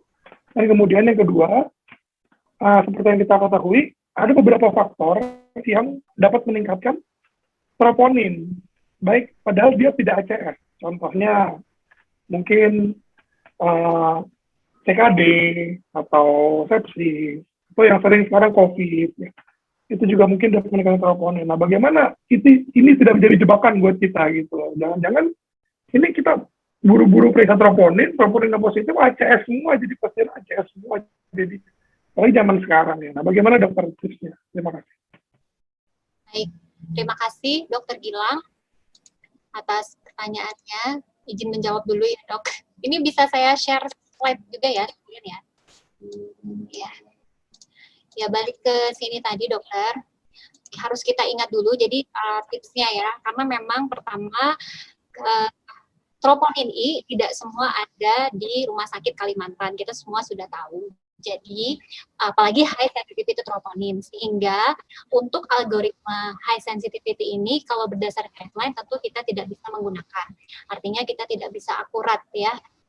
Kemudian yang kedua, jadi bagaimana tentu kita harus menajamkan dari anamnesa sampai pemeriksaan fisik. Memang rata-rata pemeriksaan fisik kalau dia yang low to intermediate itu rata-rata normal. Mungkin balik lagi dok ke pelajaran basic kita tentang chest pain atau angina pada kardiak karena infak miokard itu kan karena imbalance supply dan demand dok. Ada GP mungkin review lagi, mengingat lagi bahwa tipikal angina itu memenuhi 3 dari 3 kriteria. Yang pertama lokasi ya, kita bisa lihat di sini. Jadi kalau lokasi idealnya itu memang kalau secara teori adalah sini yang saya tunjuk substernal. Kemudian kejalanan khasnya ya ke lengan kiri, kemudian leher, kemudian punggung. Itu dulu berdasarkan lokasi. Kemudian setelah itu adalah yang kedua, kenapa dia bisa terjadi angina karena imbalance tadi. Jadi ada faktor yang memutuskan. Jadi apakah karena dia beraktivitas atau stres psikisnya yang menyebabkan heart rate-nya naik ya, sehingga kalau memang dia ada ACS atau ada CAD pasti terjadi imbalance supply dan demand. Kemudian yang ketiga, dia akan relief atau membaik. Nah, ketika itu ada, ya kita gali, dan saat ini pasien dalam kondisi tidak stabil, yaitu tes penil lebih dari 20 menit, ya, ada peningkatan CCS yang sebelumnya stabil, atau pasien yang sudah terdiagnosis post myocardium infarct dalam 7 sampai 28 hari. Nah, jadi kita bisa menajamkan. Selain anamnesa dari chest pain, kita juga harus menanyakan faktor resiko mayor minor. Jadi jangan lupa usia lebih dari 40 tahun, kemudian laki-laki, dia ada hipertensi, diabetes, kemudian dia smoker. Nah, itu akan menambah kecurigaan kita terhadap suatu ACS walaupun pemeriksaan EKG-nya normal. Nah, itu kalau dari anamnesa, dok. Kemudian yang kedua untuk EKG. Nah, disinilah pentingnya serial EKG, dok. Seperti yang kita tahu, ada definisi transient ST elevasi. Artinya dia pertama ST elevasi, tapi kurang dari 20 menit, dia berubah. Terjadi depresi back to baseline. Nah, itu kita bukan klasifikasi STEMI, tapi kita masuknya non-STEMI. Disinilah pentingnya kita melakukan serial EKG. Dilakukan itu adalah 10 sampai kurang dari 20 menit.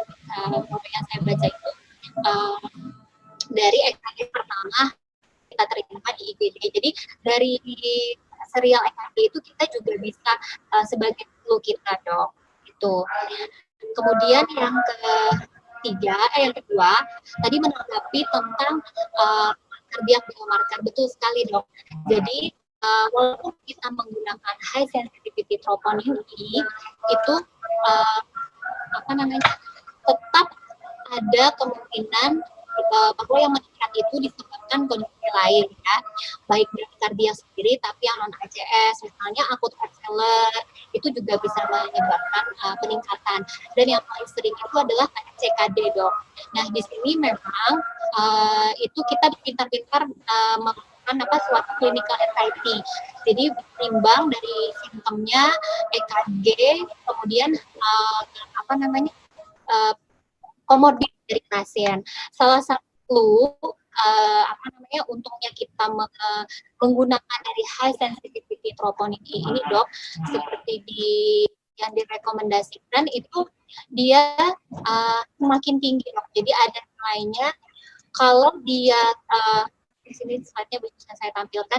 Jadi yang direkomendasikan kalau dari 5 kali peningkatannya dari upper limit itu hampir sampai 90% untuk prediktif value pasien ini suatu akut miokard infarct, dok.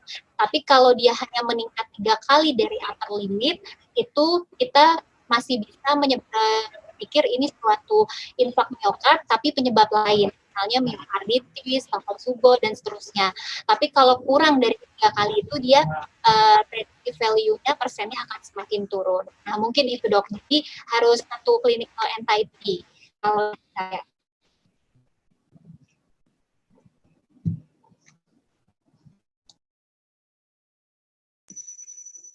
Bagaimana, Dr. Gilang?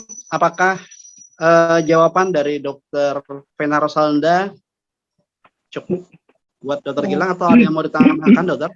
Ya, luar biasa jawabannya, bagus banget. Artinya kita kembali lagi, karena nih audiens sebanyak GP, kita lebih menekankan kembali bahwa GP wajib mengenali kondisi ini. Artinya banyak GP yang kadang-kadang lengah atau tidak, atau underdiagnose pada kondisi seperti ini. Dan tadi yang Dr. Vena jelaskan bahwa kita harus imbang semuanya antara anamnesis, fisik diagnostik, EKG, dan kalau bisa biomarkernya. Jadi kita harus lihat ketiga-tiganya, nggak boleh kita hanya salah satu saja. Nah, mungkin itu poin utamanya yang harus kita sampaikan. Terima kasih, dokter. Ya, terima kasih, Dr. Gilang. Memang tip dan trik dalam mendiagnosis ACR ini sangat penting sekali karena memang guideline itu harus diterjemahkan dalam tatanan klinis.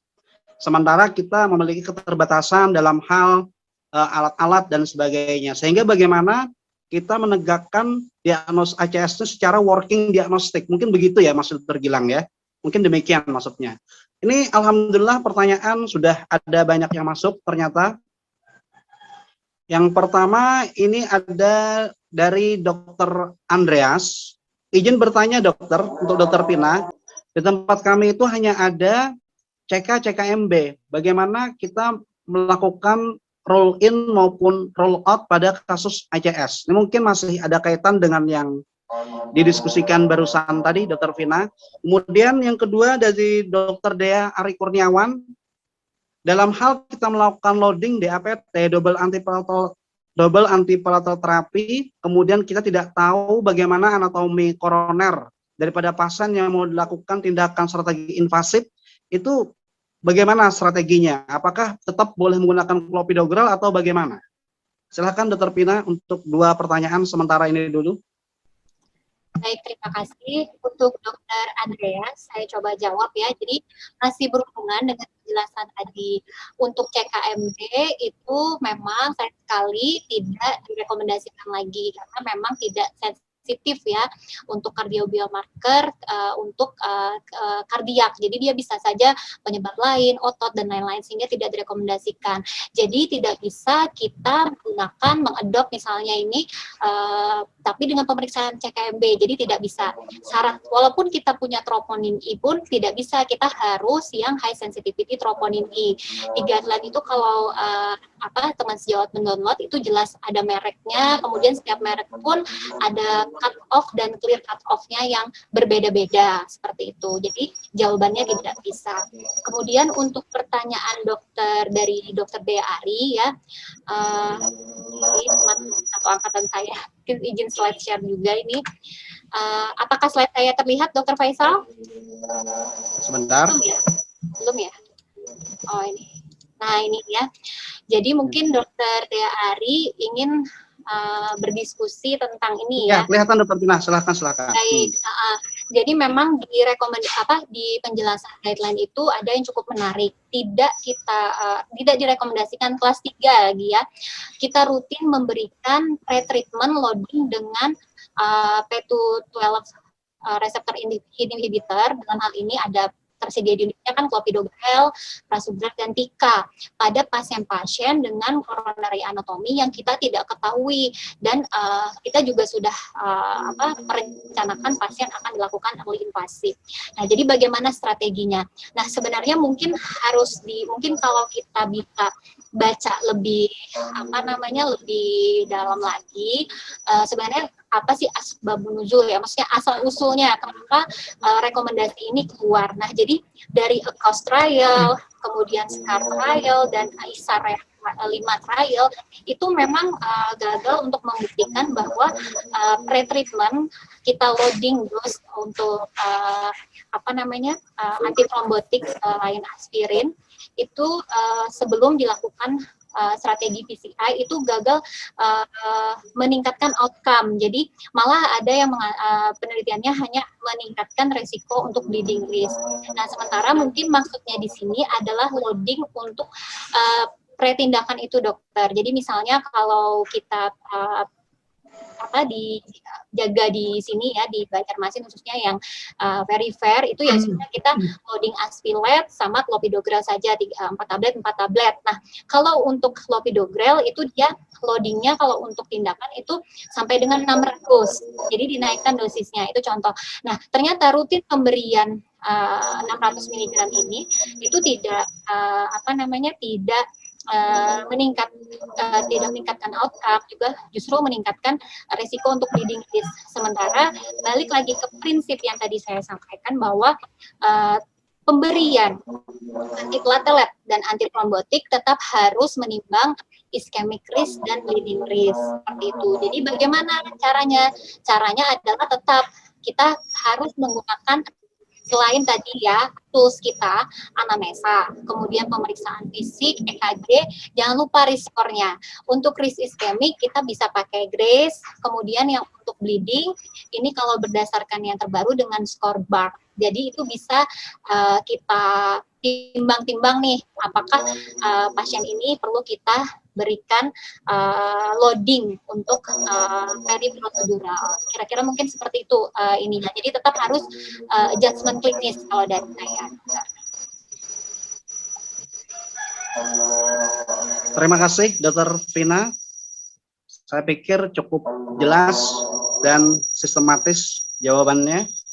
Saya coba akan kembali tentang ke materi hipertensi sedikit untuk melakukan pendalaman tentang hipertensi. Tadi Dr. Adi mengatakan bahwa hipertensi emergensi itu tidak hanya masalah pada dalam hal menurunkan tekanan darah, tapi yang kita lihat adalah target organ yang terlibat. Karena tadi kalau saya lihat sekilas dari slide Dr. Adi, itu target organ yang berbeda, maka cara menurunkannya pun berbeda. Misalkan seperti hipertensi ensefalopati itu menurunkan MAP 25% dulu. Tetapi kalau misalkan hipertensi emergensi dalam keadaan pasien nyeri dada, dalam keadaan pasien penyakit jantung koroner, maka itu harus diturunkan lebih cepat dan lebih progresif. Mungkin Dr. Adi bisa diperdalam lagi, bisa dijelaskan lagi Dok tentang slide tentang kecepatan penurunan dan perbedaan dalam memberikan terapi antihipertensi dengan target organ yang berbeda. Silahkan Dr. Adi Putro. Dr. Faisal, jadi memang betul. Jadi yang akhir-akhir ini memang harus dilihat juga bahwa ternyata sesuai dengan organ yang kita tangani, artinya target organ yang terkena. Jadi beberapa mengatakan bahwa untuk diseksi aorta memang itu harus lebih agresif lagi, bahkan disertai dengan beta blocker apabila misalnya heart rate-nya terlalu tinggi, bisa diseksi aorta. Koroner juga seperti itu. Memang ini dalam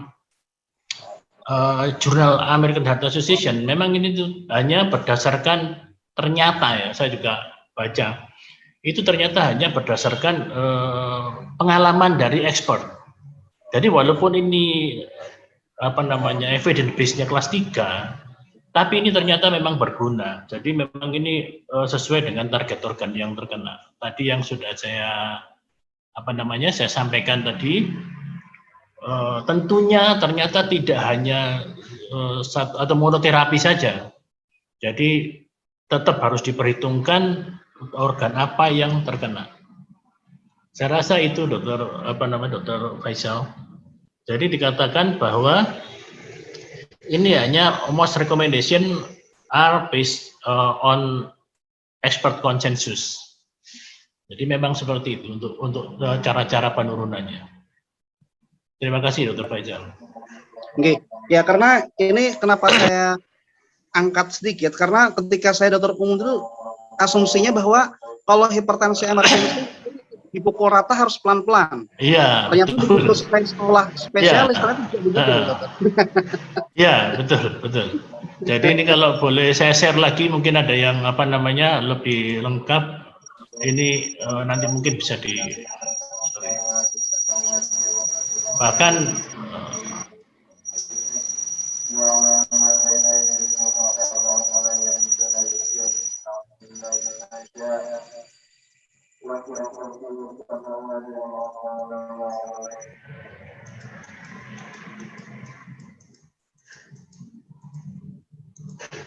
ya, ini kan misalnya seperti ini. Jadi beberapa kondisi khusus. Jadi target-targetnya kita ini harus disesuaikan dengan organ yang terkena. Apalagi kalau kita lihat di sini ada diseksi aorta, memang kita harus lebih agresif. Kemudian ada stroke iskemik, itu juga demikian. Kemudian kalau ada perdarahan intracerebral seperti itu. Tapi patokan untuk MAP diturunkan 20-25% masih bisa ditolerir apabila kita tidak punya alat monitor yang adekuat. Seperti tadi yang ditanyakan oleh Dr. Putri bahwa ternyata kaptopril itu juga bisa diberikan sambil menunggu untuk misalnya dirujuk apabila fasilitas layanan kesehatan yang kita tempati ini tidak punya alat untuk monitor. Itu Dr. Faisal.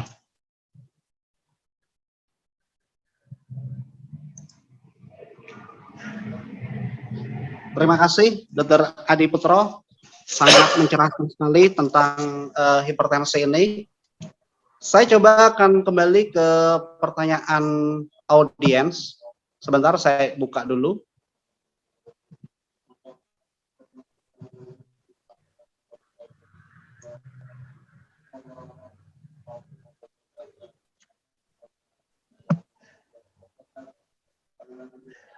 Nah ini kembali ke Dr. Vina. Pertanyaan dari salah satu audien itu, di tempat kami katanya itu tidak ada high sensitivity troponin. Jadi bagaimana kita dapat melakukan rule in maupun rule out pada kasus ACS, itu yang pertama. Kemudian yang kedua, pada musim COVID seperti ini, Dok, pasien juga sesak napas, mungkin juga pasien juga kena COVID, kena pneumonia dan sebagainya. Lah troponin juga itu meningkat. Nah, ini bagaimana tip dan triksnya untuk melakukan suatu diferensial diagnosis bahwa ini suatu ACS atau mungkin ACS plus pneumonia, Dok. Bagaimana, Dr. Vina? Silakan. Baik, terima kasih Dr. Faisal. Ya, jadi memang cukup menarik ini masalah lagi-lagi biomarker yang belum tersedia ya. Jadi untuk sekali lagi untuk rule in dan rule out pada guideline IASA 2020 harus high sensitivity troponin yang sesuai dengan yang mereka rekomendasikan baik merek maupun reagennya. Itu yang pertama. Kemudian yang kedua itu adalah bagaimana dengan troponin yang ada. Nah, itu mungkin bisa kita koordinasi dengan patologi klinik, dokter. Jadi misalnya saya pernah bekerja di sebuah rumah sakit, mereka memiliki troponin saja. Nah, mereka tuh sudah jelas di situ cut off-nya. Mereka akan rule out, itu contoh ya, ini contoh yang di tempat saya pernah pengalaman, itu nilainya kurang di 2, dokter. Sementara 2 sampai 99 itu adalah gray area. Di atas 99 itu adalah positif, dokter. Nah, bagaimana penerapan untuk gray area ini? Sekali lagi kita bisa koordinasi kepada laboratorium tersebut ya. Kebetulan untuk reagen dan pemeriksaan itu di tempat saya itu diulang 2 jam, dokter. Diulang 2 jam deltanya. Jadi kalau terjadi peningkatan delta lebih dari 20% untuk gray area itu bisa kita anggap positif untuk troponin.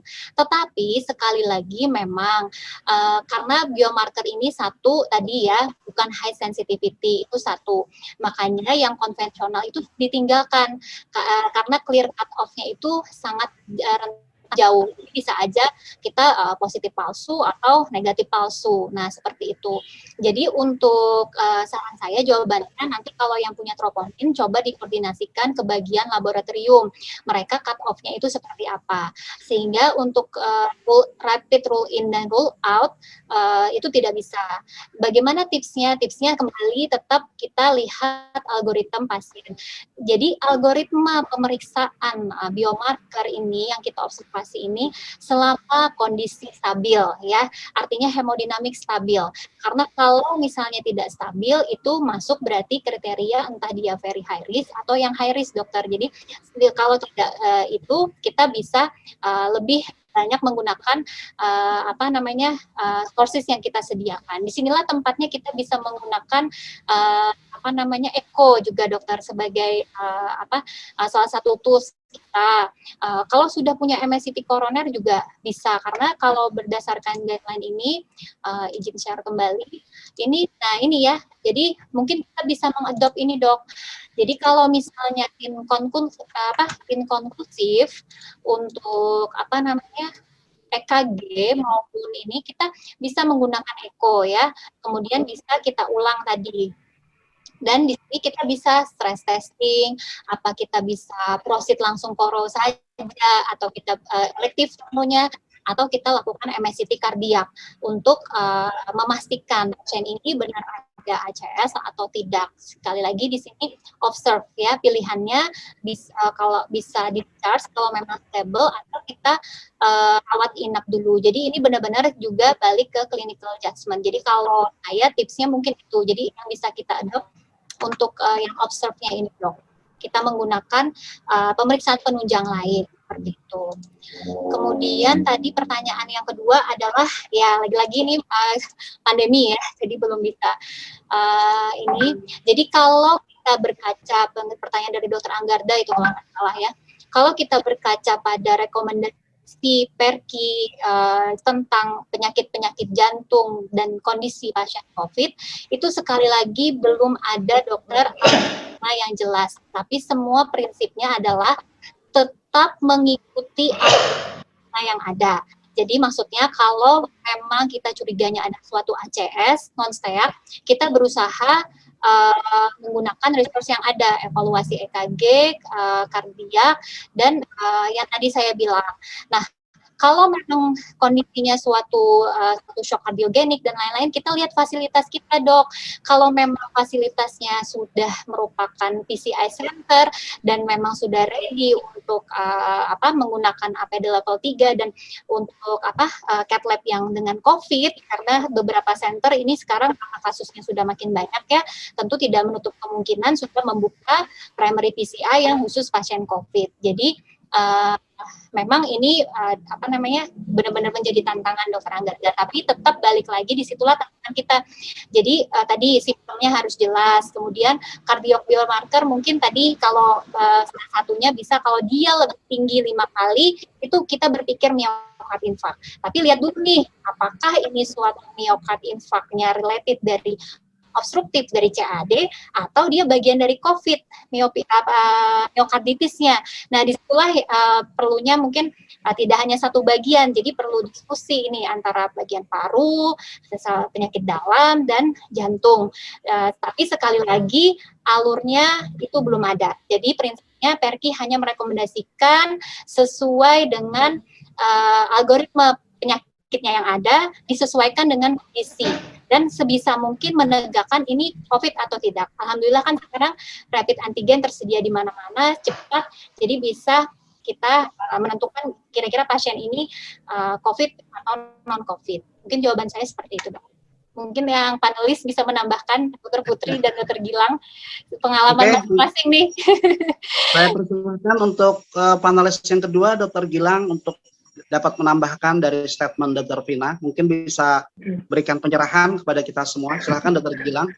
Sedikit tambahan aja untuk jawab Dr. Vina udah baik.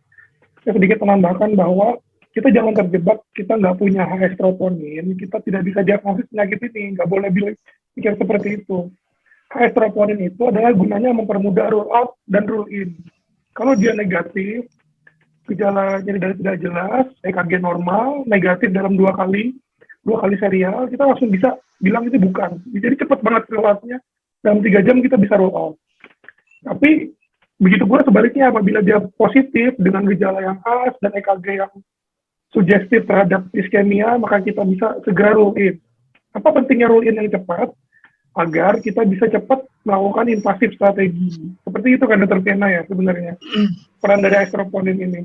Ya, bukan berarti kita tidak punya HS troponin, kita nggak bisa diagnosis ya, Dok ya. Jadi tetap bisa diagnosis, artinya dengan gejala klinis yang khas, EKG yang bisa normal maupun tidak, dan adanya troponin yang positif, kita bisa diagnosis NSTMI bisa. Itu. Negatif pun troponin, kita tetap bisa masukin sebagai ACS yang unstable angina. Seperti itu, Dok ya. Jadi kita nggak boleh berpikir bahwa mutlak harus ada troponin. Itu aja sih, Dok, mungkin lebih agar ada pencerahan juga. Terima kasih. Ya, mungkin saya bisa sedikit ambil suatu conclusion atau suatu kesimpulan dari pertanyaan yang terakhir tadi tentang ACS, acute coronary syndrome. Itu secara filosofi mengapa dikatakan sebagai suatu sindrom. Sindrom itu artinya gejala. Jadi sebetulnya untuk menegakkan suatu ACS, entah itu suatu UAP, terutama UAP, apapun hasil troponinnya, apapun hasil EKG-nya, walaupun EKG normal, walaupun troponin normal, minimal mungkin suatu UAP, unstable angina pectoris. Makanya ACS dikatakan sebagai sindrom. Jadi kita sebenarnya ACS itu bahkan bisa ditegakkan diagnosisnya tanpa EKG bahkan. Karena apa? Sindrom, dia adalah suatu gejala. Yang penting pasien itu masuk faktor risiko, misalkan laki-laki lebih daripada 40 tahun, perempuan dia sudah menopause, kemudian ada gejala-gejala tipikal chest pain, maka kita bisa tegakkan minimal paling tidak walaupun tidak ada EKG, tidak ada EKG sekalipun, bahkan tidak ada troponin sekalipun, itu bisa boleh kita katakan sebagai suatu UAP, unstable angina pectoris, bagian daripada ACS. Karena sekali lagi ACS filosofinya adalah sindrom, gejala. Kira-kira seperti itu mungkin Dr. Gilang ya. Mungkin yang dimaksud Dr. Gilang mungkin kira-kira seperti itu. Betul. Sebenarnya itu kalau boleh menambahkan mungkin sindrom koroner akut itu adalah 2 dari 3 yang saya sebutkan. Saya 1 nyeri dada yang khas, 2 ada perubahan EKG, 3 kenaikan enzim jantung. Taruhlah enzim jantung kita nggak punya pekerjaan, tapi apabila ada nyeri dada yang khas disertai perubahan EKG, kita langsung bisa mendiagnosa sebagai ACS. Itu sih tambahan saya dari saya. Terima kasih. Ya, terima kasih dokter. Jadi prinsipnya ACS itu adalah kita bisa tegakkan working diagnosis sebagai suatu ACS sampai terbukti tidak. Jadi tidak apa-apa, makanya kita di idaman atau mungkin tempat lain sama aja ya, kalau sudah ada gejala seperti loading aja dulu. Perkara nanti itu ACS ataupun tidak, itu perkara belakangan. Daripada kita tidak mendiagnos ACS, pasien masuk ke ruangan dikira cuma sindrom dispepsia, tiba-tiba meninggal. Karena nggak mungkin kan pasien meninggal hanya gara-gara sindrom dispepsia. Tapi kalau kita loading duluan, tidak ada komplikasi yang berbahaya juga, nggak ada masalah, walaupun itu misalkan bukan suatu ACS. Itu kira-kira trik dan triksnya. Kalau saya yakin teman-teman juga sama seperti itu. Satu dokter, boleh tambahkan nggak? Jadi saya mau kasih tips and tricks buat para GP karena kayaknya kebanyakan audiens kita GP ya dok ya. Hal pertama menurut saya apabila kita curiga ACS itu tetap nomor 1 anamnesa ya dok ya. Jadi ya, anamnesa menurut saya hal terpenting karena sebagian besar saya lihat keadaan kondisi kita ini kadang-kadang pasiennya ramai itu anamnesa cuma sekata 2 kata kelar langsung curiga ACS, langsung rule out ACS. Padahal sebenarnya kalau kita gali bisa jadi itu anamnesanya cukup tipikal untuk infak ACS. Nah, ini satu. Terus yang kedua, treat your patient, don't treat the number. Hampir sebagian besar langsung mengindikasikan ACS apabila CKMB atau troponinnya positif, padahal mungkin pasien ini ada background komorbid yang lain. Tadi dokter Gilang udah singgung mungkin CKD, mungkin sepsis. Nah ini maksud saya treat your patient, don't treat the number. Karena kalau treat the number pasti diagnosa kita keliru, tata kelola kita nggak tepat, pasiennya akan jatuh dalam kondisi yang outcome-nya juga akan buruk, bahkan bisa meninggal. Itu aja kata Faisal. Sebelum terakhir, saya kembali ke hipertensi sebagai tambahan bahwa kita jangan lupa dengan istilah angina equivalent, yaitu gejala yang bukan nyeri dada tapi equivalent sebagai suatu ACS. Misalkan apa? Pasien mengeluh sesak, pasien mengeluh berdebar-debar, pasien mengeluh mau pingsan. Itu pun adalah gejala-gejala yang equivalent dengan suatu nyeri dada. Jangan diasumsikan bahwa ACS itu hanya nyeri dada. Pasien bisa datang presentasi ke tempat kita dengan keluhan sesak napas, dengan keluhan nyeri ulu hati, dengan keluhan berdebar-debar, dengan keluhan mau pingsan. Tapi kalau faktor risiko yang lain sinkron dengan suatu ACS, misalkan umur, merokok, dislipidemi, diabetes, walaupun tidak mengeluh sebagai suatu nyeri dada, ingat, gejala-gejala yang saya sebutkan adalah disebut sebagai angina equivalent, yaitu gejala-gejala yang bukan nyeri dada, tapi equivalent dengan gejala-gejala suatu ACS. Nah, kira-kira seperti itu. Mungkin terakhir, sebelum kita menutup, saya pengen ke panelis pertama ya, Dr. Putri. Mungkin Dr. Putri bisa diperdalam lagi tentang white coat hypertension tadi, dok. Karena ini menjadi menarik. Di tempat kita seringkali datang misalkan, ini dok, kok tensinya tinggi, tapi di rumah kok saya nggak kenapa-napa. Kira-kira bagaimana itu clinical practice-nya, tips dan triksnya untuk para pasien ataupun para GP yang menghadapi white coat hypertension, dok? Silakan. Ya, sedikit menambahkan tadi sebenarnya Dr. Adi Putro udah cukup jelas menyampaikan bagaimana sih kita bisa menilai secara objektif pada pasien-pasien yang mungkin datang ke klinik atau datang ke praktek dokter dengan kondisi hipertensi. Kita nggak tahu nih background-nya. Datang dengan 170 padahal pasien menyangkal kalau dia punya hipertensi. Tadi dokter Adi udah sampaikan hal yang bisa kita kerjakan untuk menilai objektif. Satu, bisa dengan pemeriksaan ambulatory blood pressure monitoring atau ABPM. Jadi alat yang dipasangkan ke pasien, kemudian bisa monitor tekanan darah pasien selama 24 jam. Nah itu nanti yang kita lihat bagaimana profil tekanan darah atau variabilitas tekanan darah pasien itu selama 24 jam. Satu itu, apabila misalnya ternyata di fasilitas kesehatan kita belum tersedia nih ABPM dok, gimana? Apakah udahlah kita diagnosa saja hipertensi? Tidak, kita bisa anjurkan ke pasien untuk tensi manual sendiri di rumah atau dia datang ke fasilitas kesehatan terdekat minimal 3 hari sekali atau 2 hari sekali yang dilakukan selama 1 bulan, kemudian dicatat tekanan darahnya berapa. Itu bisa membantu kita menilai objektif ini apakah benar-benar pasien murni datang tensinya tinggi hanya karena takut ketemu dokternya, atau memang sebenarnya memang punya hipertensi dari data-data itu. Mungkin itu tambahan dari saya, Dr. Faisal. Terima kasih, Dr. Putri. Hari ini diskusinya sangat menarik sekali tentang hipertensi dan suatu NST-ACS. Sebentar saya coba lihat beberapa pertanyaan yang masuk.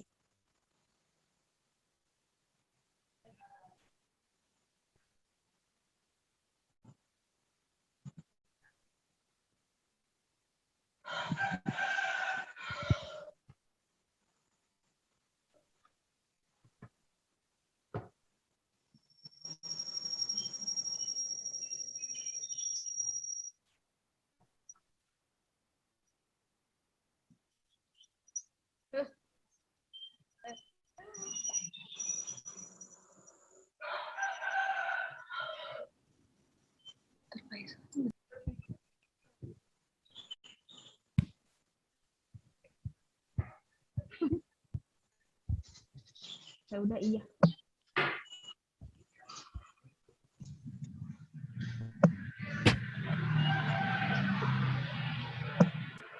Ini ada dokter pertanyaan untuk dokter Vina lagi, dari dokter Pradika. Itu untuk pemberian antitrombotik, dok. Apakah ada pertimbangan pada pasien-pasien DM dan CKD? Silakan dokter Vina. Baik, terima kasih. Ini coba saya share slide ya. Terima kasih Dokter Pradika. Ini pertanyaannya. Sudah terlihat Dokter Faisal? Ya, sudah terlihat. Nah. Ya. Jadi, apakah ada adjustment dose ya untuk pasien DM atau CKD?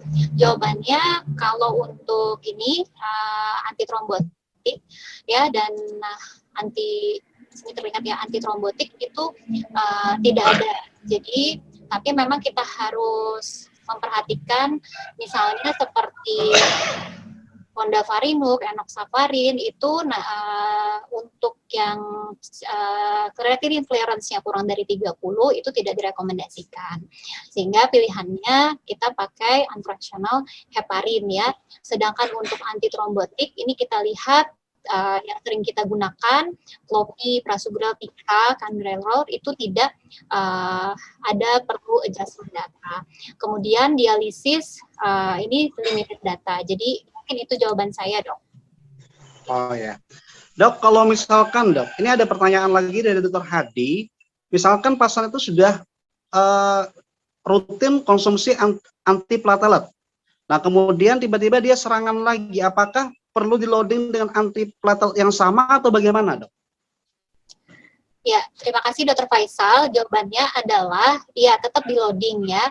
Untuk pilihannya aspirin. Jadi aspirin kemudian ditambah dengan yang PT12 inhibitor itu pilihannya bisa tadi, pilihan utamanya adalah Prasugrel dan Tika selama tidak ada kontraindikasi. Kalau ada kontraindikasi kita pilih Clopidogrel. Jawabannya bisa sama, bisa tidak ya. Yang penting kita mengkombinasi antiplateletnya aspirin dan 2 ADP tadi pilihannya, dok. Jadi tetap loading jawabannya ya. Ya. Oke. Ini adalah pertanyaan terakhir untuk Dr. Adi Putro dari Dr. Pradika juga.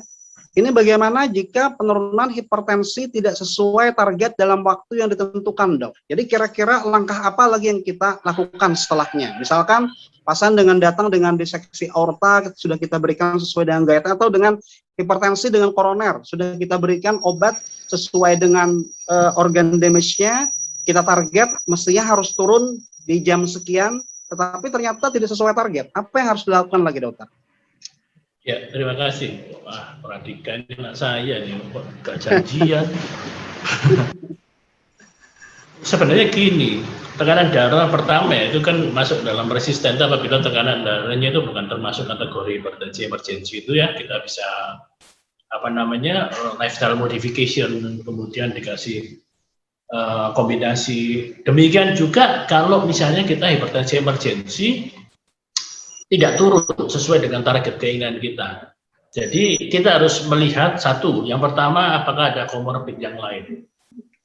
Jadi mungkin dia ada hipertensi dengan diseksi aorta plus mungkin ada veochromocytoma sebagai hipertensi sekunder. Jadi ternyata hal-hal seperti itu membuat terapi yang kita berikan, artinya intravena itu tidak bisa segera menurunkan sesuai dengan keinginan kita. Jadi kita harus melihat apakah memang ada hipertensi sekunder. Dalam hal ini mungkin yang biasanya dari ginjal ya, gangguan fungsi ginjal atau mungkin veochromocytoma.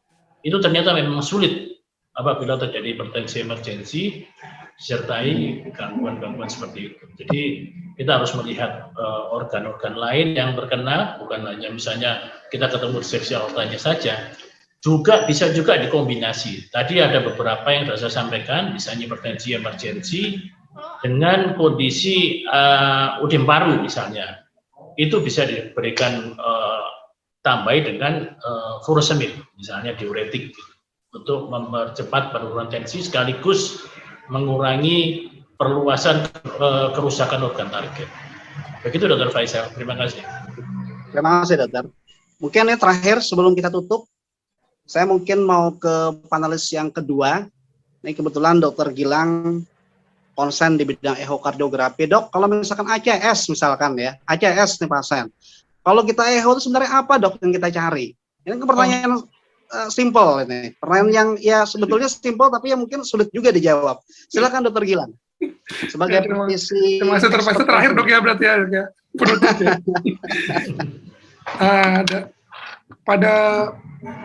Pada center-center yang memiliki fasilitas eho portable, artinya echo yang standby di IGD, kita bisa memanfaatkan echo tersebut untuk menegakkan diagnosis dan menyingkirkan diagnosa banding.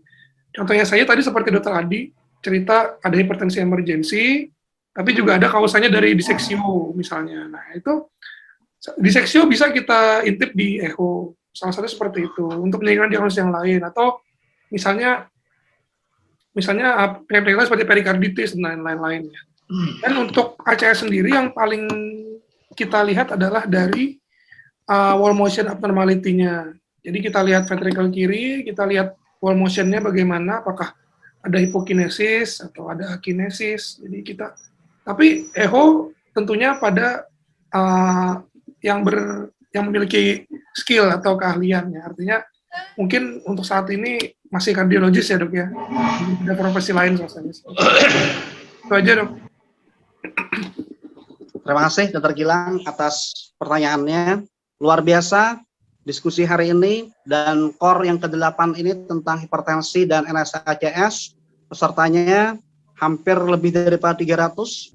Ini merupakan suatu pencapaian yang luar biasa bagi Perki Banjarmasin, dan insya Allah Perki Banjarmasin akan terus berkarya baik di bidang ilmiah, di bidang pelatihan maupun di bidang pengabdian masyarakat. Kemarin pada saat bulan Ramadan kita telah melakukan 2 kali webinar awam tentang masalah vaksin COVID-19 dan juga bagaimana kita memperlakukan jantung kita kembali ke dalam fitrah. Itu adalah apa yang sudah kami kerjakan. Bahkan sebelum pandemi kita juga sudah melakukan pelatihan rostasi untuk orang awam, kalau tidak salah pada saat itu dengan bekerja sama dengan Banser, yaitu NU Kota Banjarbaru, banyak sekali peserta yang hadir, tapi karena terkait dengan pandemi, akibatnya ya, untuk pengabdian masyarakat kita tidak bisa maksimal.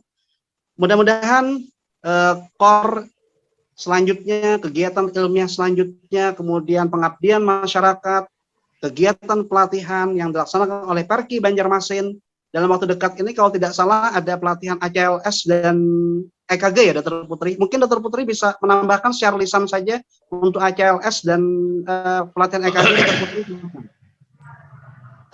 Ya, terima kasih Dr. Faisal. Ya, kita dari Perki Cabang Banjarmasin juga menginformasikan kepada para peserta dan audiens bahwa Perki Cabang Banjarmasin mengadakan kegiatan pelatihan ACLS dan pelatihan EKG.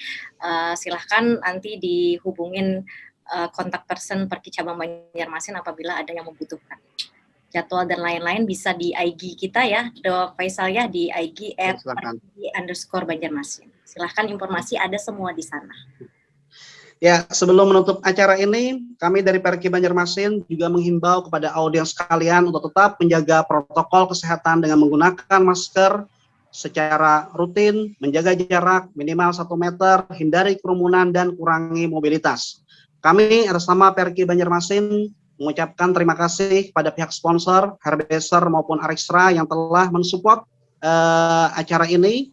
Dan sebagai take home message adalah penanganan hipertensi harus dilakukan dengan pengukuran yang tepat dan akurat, dan dalam menata laksanai hipertensi emergensi, maka yang dipentingkan bukan hanya soal kecepatan dalam penurunan hipertensi, tapi perhatikan organ damage-nya.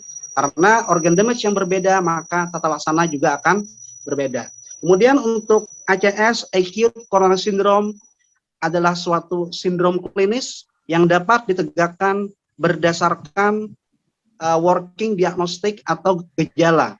Apapun hasil EKG-nya, apapun hasil kardiak enzimnya, kalau memang klinis dan faktor risiko itu mendukung, maka ACS bahkan bisa ditegakkan tanpa melalui EKG, bahkan kardiak enzim sekalipun. Bahwa ACS adalah simptom ataupun diagnosis gejala. Sebelum kita tutup, mungkin kita bisa berfoto-foto dulu. Silahkan.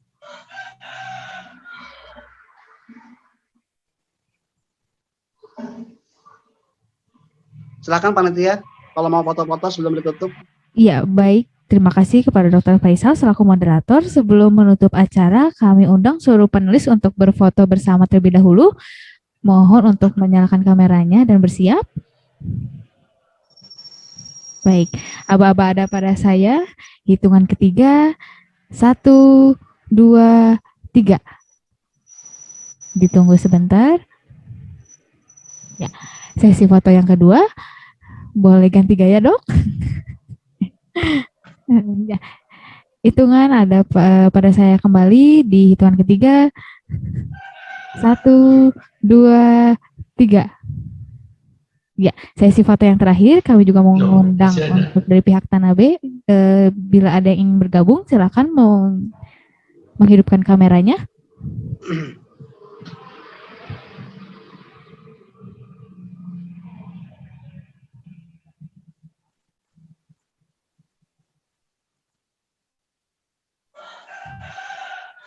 Ya, kami hitung dari sampai dengan hitungan ketiga. 1, 2, 3. Ya, terima kasih sekali lagi kami ucapkan kepada para Terima kasih semuanya teman-teman sejawat, Ya. Dr. Faisal, Dr. Putri, Terima kasih Dr. Gilang, Dr. Putri, Vina. Dr. Gilang, Terima kasih Dr. banyak. Gena, Ya. Dr. Adi. Terima kasih banyak, Dok. Awal sampai dengan Oke. Saya sama moderator mohon maaf ya kalau ada kesalahan ya. Pamit undur diri. Sama-sama, Dok. Sampai jumpa. Terima kasih, Dr. Faisal. Semuanya Oke. Terima kasih.